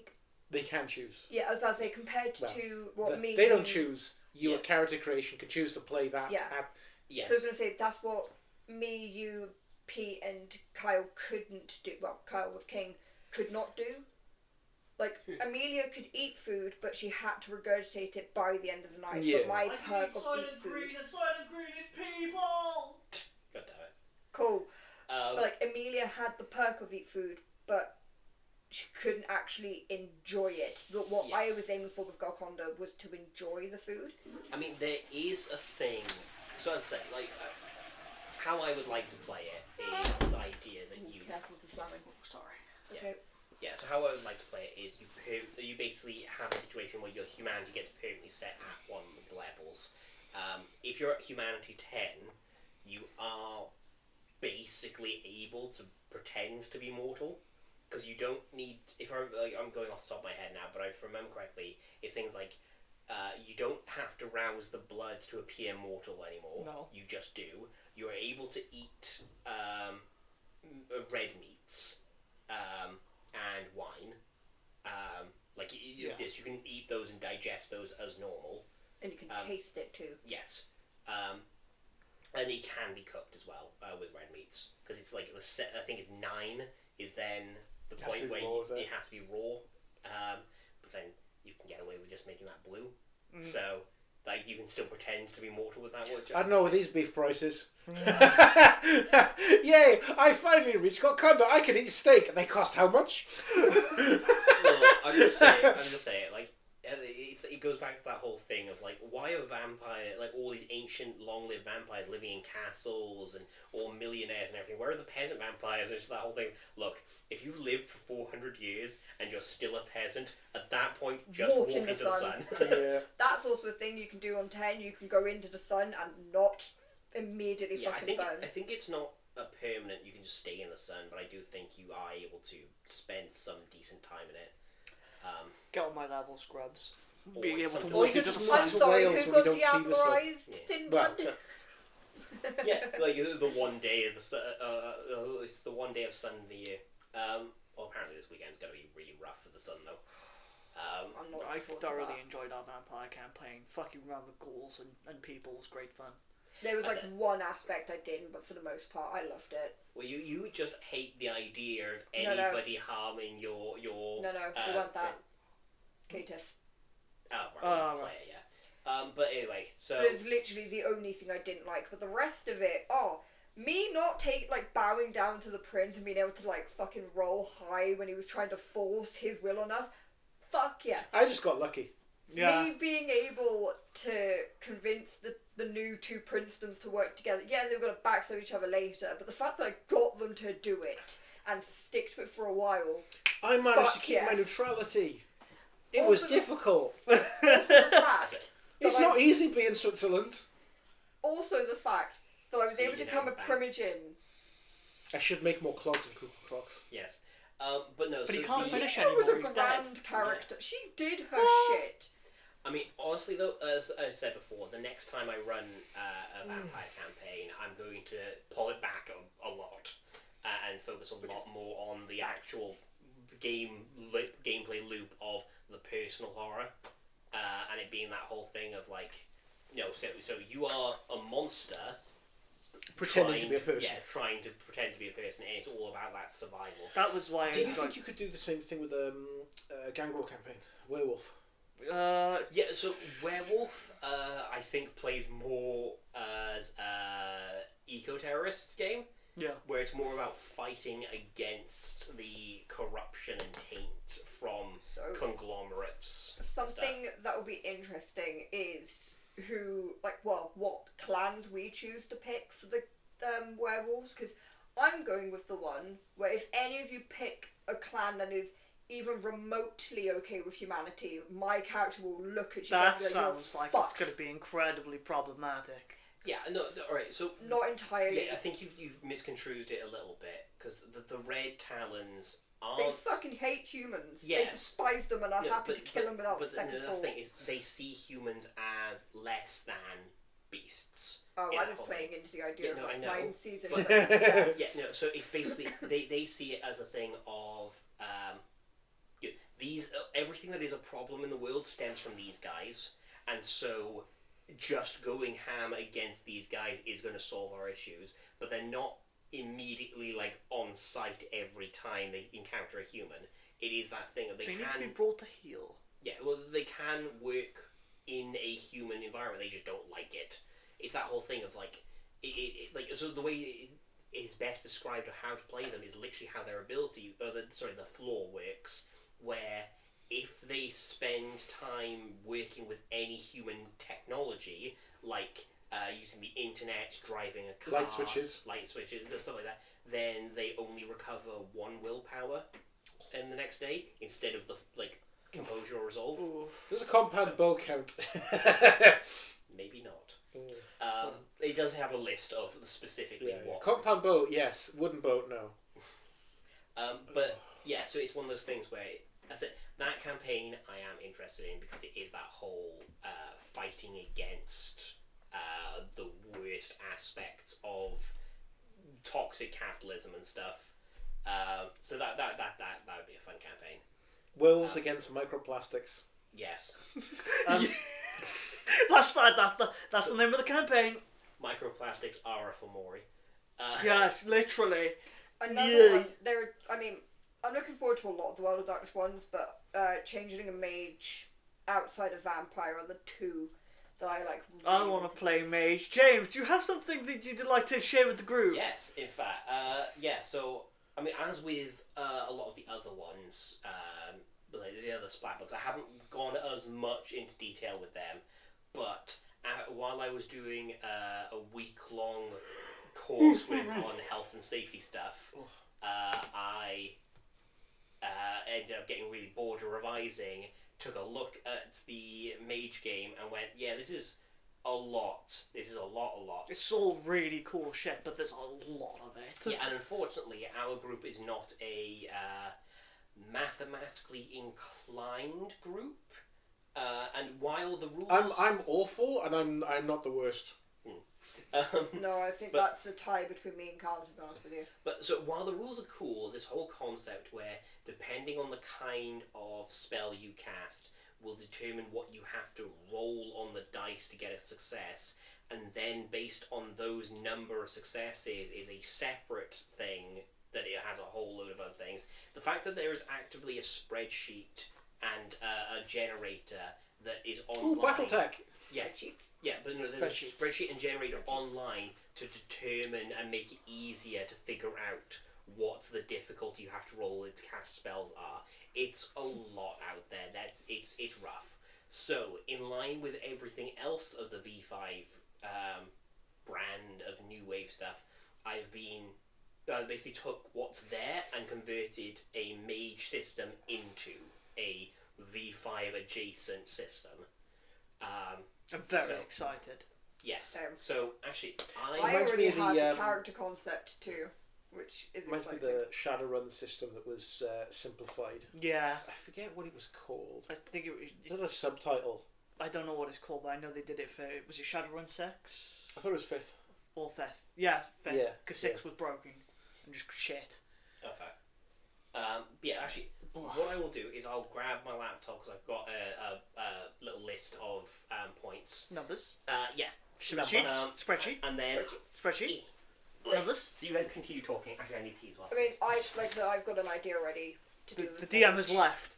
We rise up, comrades. We have nothing to lose. Huzzah! We've got nothing? Nothing to lose. Oh. It's fine. I could just poison his food later. But Why would you do that? Well, no, because we've succeeded in the revolution and now things get complicated. Oh, yeah, so now I need to. So do we eat that one first, or No. Anyway, fatten her up first? No. do you Wow. guys actually have any ideas of what you'd want to do for a mage? Yes. For a mage, not the 'Cause- foggiest.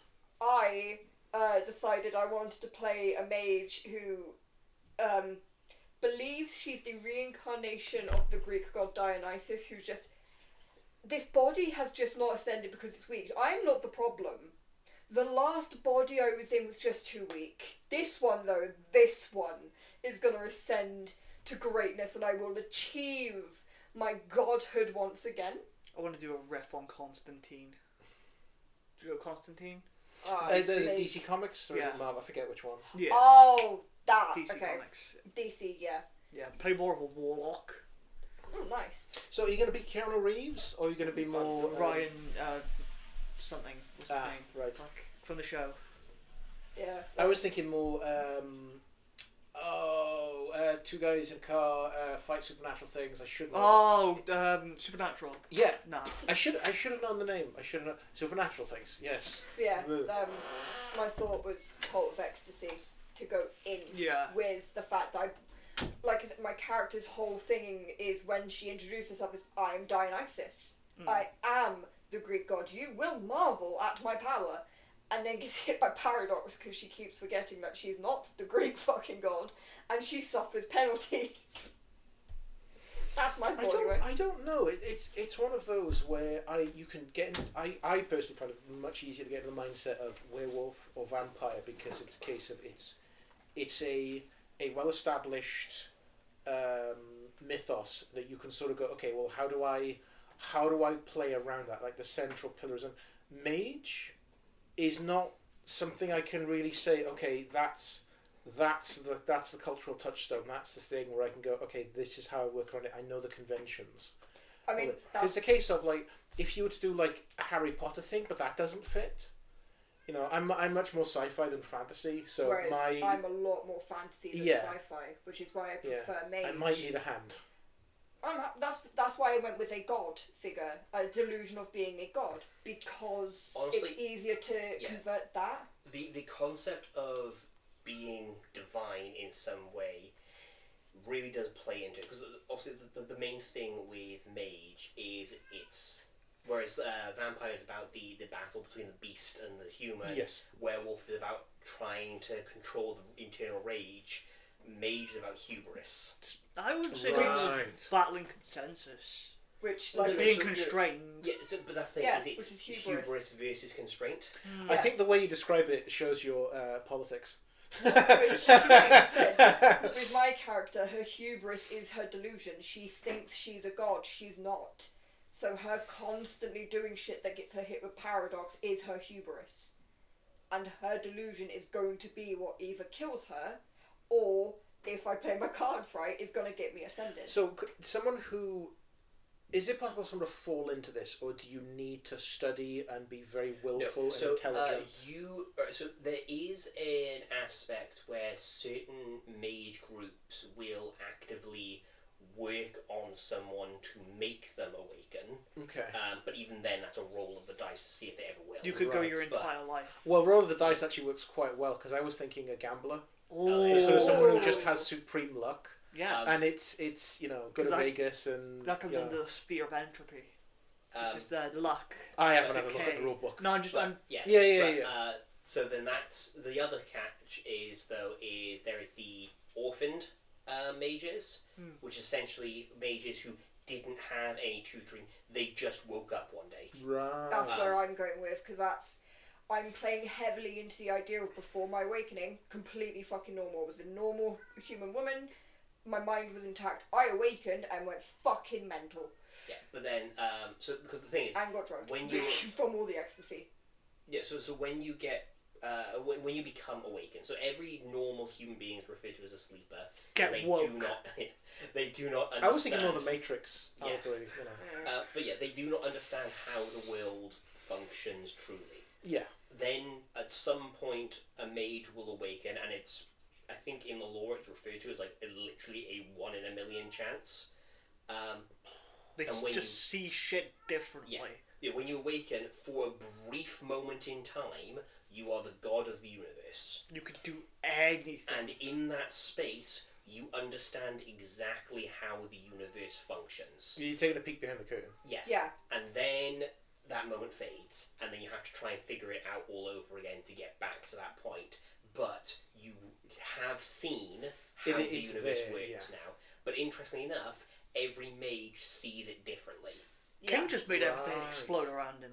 Yeah. It was great. Like, my one, like I said, she's going to truly believe she's this reincarnation of a Greek god, but because it's basically a blink and it's gone, the human mind breaks. She knows how the universe works, but she's just lost it, and she, like, after she just got a hold of it, and it caused her to go nuts, and the only thing she's retained from that is, I was a god. Obviously, she's part of the cult of ecstasy.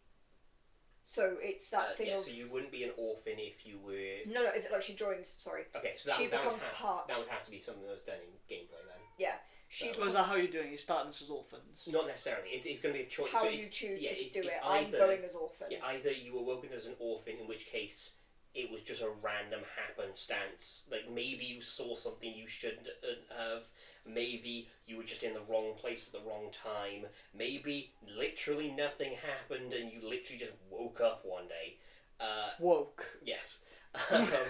But whatever it was that is your specific circumstance, that's why you are a mage now. However, I will also allow, if you wanted to go down the route of, I have been getting groomed up into the mage by one of these spheres. So how are you going to do that? Because you get your starting discipline from your chantry. Yeah. Thing. So that's alright. So this is I'm how, playing a hermetic. My condolences. How'd you? With every other thing, so going through the standard character creation thing, every game has a few things that are exactly the same, which are obviously you got the character thing, so your name, your concept, all those side of things. That's just character details, but the attributes and skills are identical for every single one of the 3 games currently out there. So, for all attributes, you end up getting a thing of 1 attribute at 1 dot, 4 at 2, 3 at 3, and 1 at 4. So every game line has that for your attributes. Yeah. And for skills, it's that whole thing of you pick the jack of all trades, balanced or specialist, and pick your skills that way. Same thing with the specialties then as well, is there's the specific skills that give you an automatic specialty, and then you can pick 1 in addition. So all those things are entirely normal. When it comes to spheres, I'm going to basically be having them. So you effectively get a thing of... when you mean spheres, do you mean like types of magic? Oh, okay. Yes. So they're... You do it? I will be. There it is. So you will have 1 point to start with, depending on either which tradition you were trained by, or if you're an orphan, you then just get to pick one. Oh. Which is just whatever. When you woke up, what was the thing you saw? What does that correspond to? So I'm gonna play hermetic. Therefore, forces. Let's go. Yeah. Then What's Ecstasy's one? I think is that time? life? Or no, is that cyber time? Yeah. hang on. Mage tradition. Because I like the idea that the reason I've joined the Cult of Ecstasy is the reason I awoken is because I walked in at the wrong time to see a mage of Cult of Ecstasy doing a thing. It's definitely not for the sex, drugs, and rock and roll. Of course not. No, I'm in it for the wine. I mean, it's more for us. Cult of Dionysus, the whole wine It was thing. drugs as well. I mean, yes, but It was also dismemberment. we stream this thing. I'm trying to not get us accidentally banned by being like, yes, I indulge in all the drugs. I do all the drugs and all the sex. Let's go. Okay, fair enough. No, then, yeah. no, lies.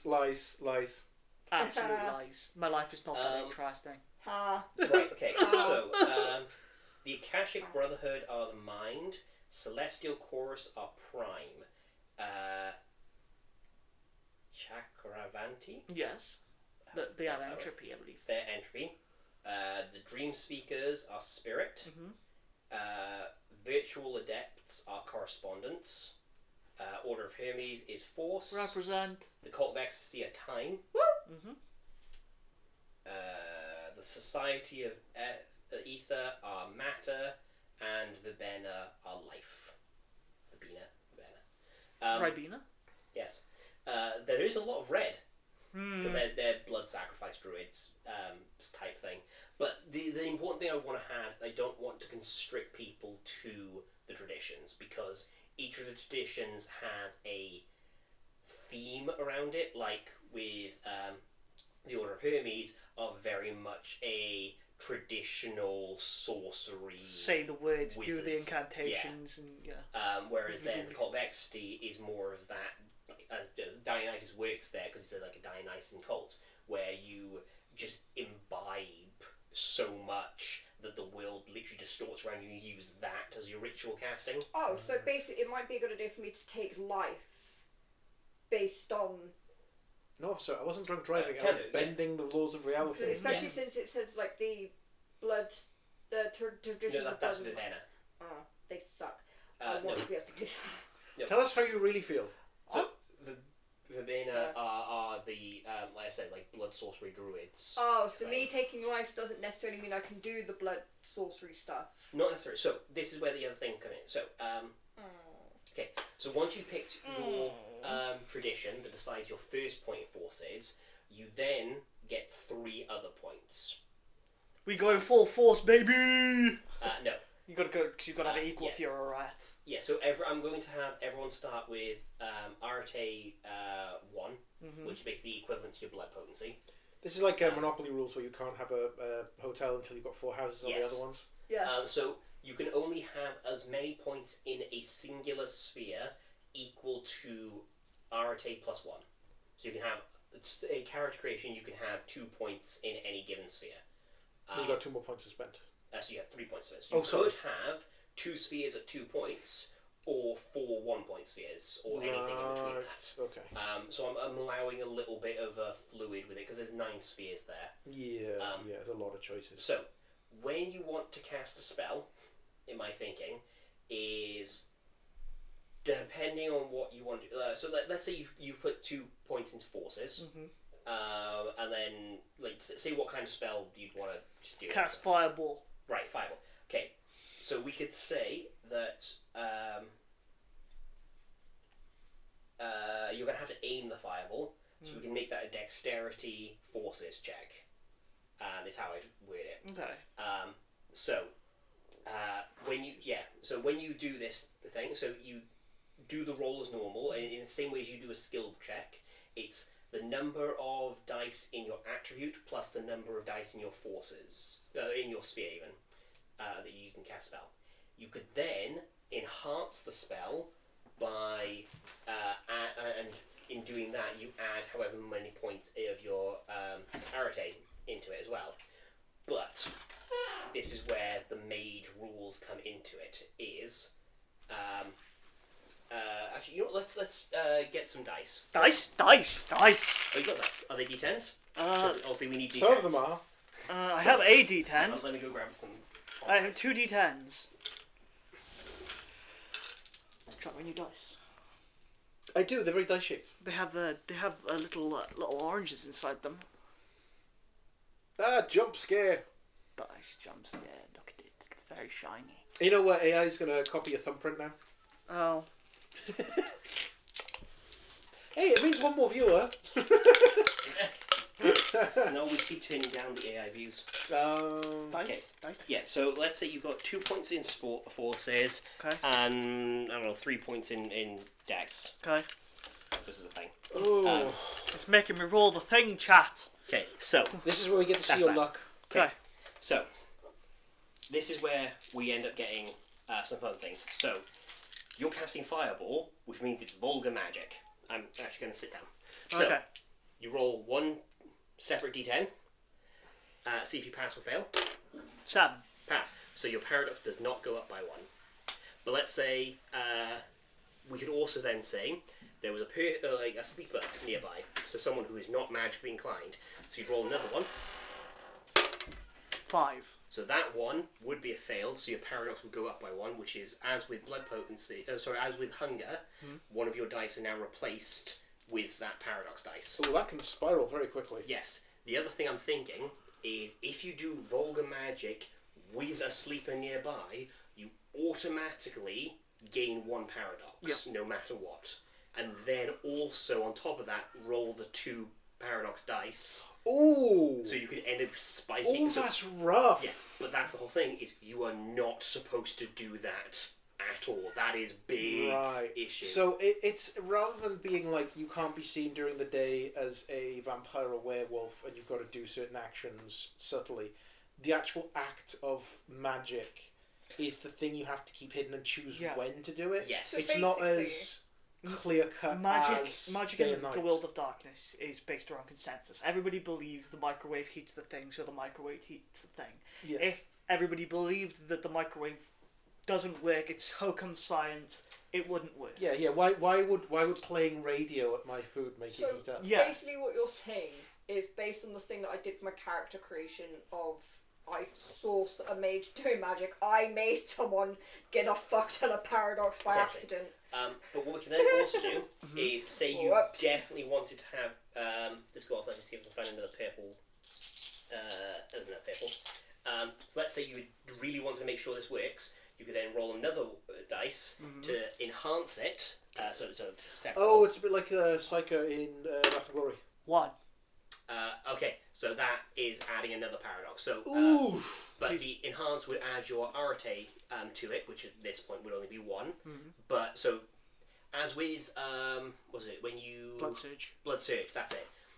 So you still get the dice no matter what, but the rolls determining whether it would be a paradox dice or a regular dice. Oh. Okay. So you need to take one dice, normal one dice away. Keep up the paradox one. Okay. But yeah, then you can roll that and see what happens. I cast Go, baby. Fireball, motherfucker. Need a new pair of shoes. 1, 2, 3.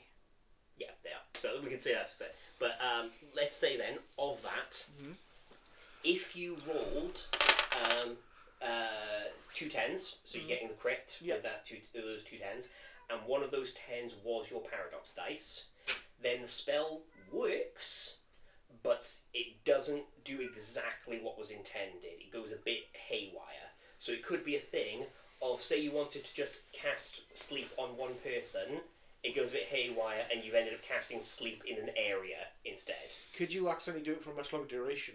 That could happen just as well. comatose someone. Yeah, it's just it's something goes awry with the spell. It still works, But something goes awry. So it could be a thing of you're trying to lockpick a thing. You cast a spell to lockpick it, and you get the crit on it. It unlocks every door in the building. The lock is no longer there. The door is gone. Oh. You pick the lock, but that door is permanently gone. Do you want to give a heads up if Kyle obviously needs to leave by 9? We've got 4 minutes. Oh, alright, okay. We might start wrapping We're this both up. going up there. Okay, yeah, and in that case then, Well, yeah, so I'll quickly finish with this one. So on the other side of things though is if you got no successes or not enough successes to pass, and one of your paradox dice was a 1, that's when you get the paradox backlash, which is dependent on how many paradox dice you have, determines the severity of the backlash. With if you have if you have 1 paradox, it might just be a minor inconvenience, like your hand has turned blue. So wild magic sage. Yeah, but then with 5 dice in paradox, that could blip you out of existence. Oof. That you are now in a paradox realm. Your memory is destroyed. Yeah, it's like a 5 paradox backlash is something that will significantly affect your character, whereas a 1 is a minor inconvenience that will properly disappear by the end of the scene. Cool. So yeah, that's Based on the how I way built this character, she's not going to exist for a very long time. Well, it's all about stacking, because as you said, point out, it's all about that whole thing of if you are being very careful and subtle with your magic, you might not build up all that much paradox. It's being overt in public that is where it starts spiraling. She believes she's a reincarnation of a god. Yeah, so you may spiral, in which case you may blip out of existence very early in the campaign. New That's character, a choice. whoopee! But yeah. Just go through every Dionysus. single Greek god. No. I was going to do it as like the Krieg's memo. It's just like, whatever the name is, 2.0. I am the new Dionysus buddy. Just the avatar hopping from body to body. Yeah. Basically. Anyway, Could thank I you. do Thank you very much for joining us in our inaugural episode of No Bad Ideas Left Behind. We will catch you tomorrow with our next session of Mass Effect. Yeah. It will be a late session starting at about 5:30. Yes. Because they're making me work in the morning on overtime. And I work on quite a few Sundays. I'm salary shift, so I've got Monday off because it's bank holiday. Yay! Lucky Thank you I very think much I'm for in. coming, and we will catch you again soon. Bye. Bye bye bye bye bye bye bye bye bye bye bye bye bye.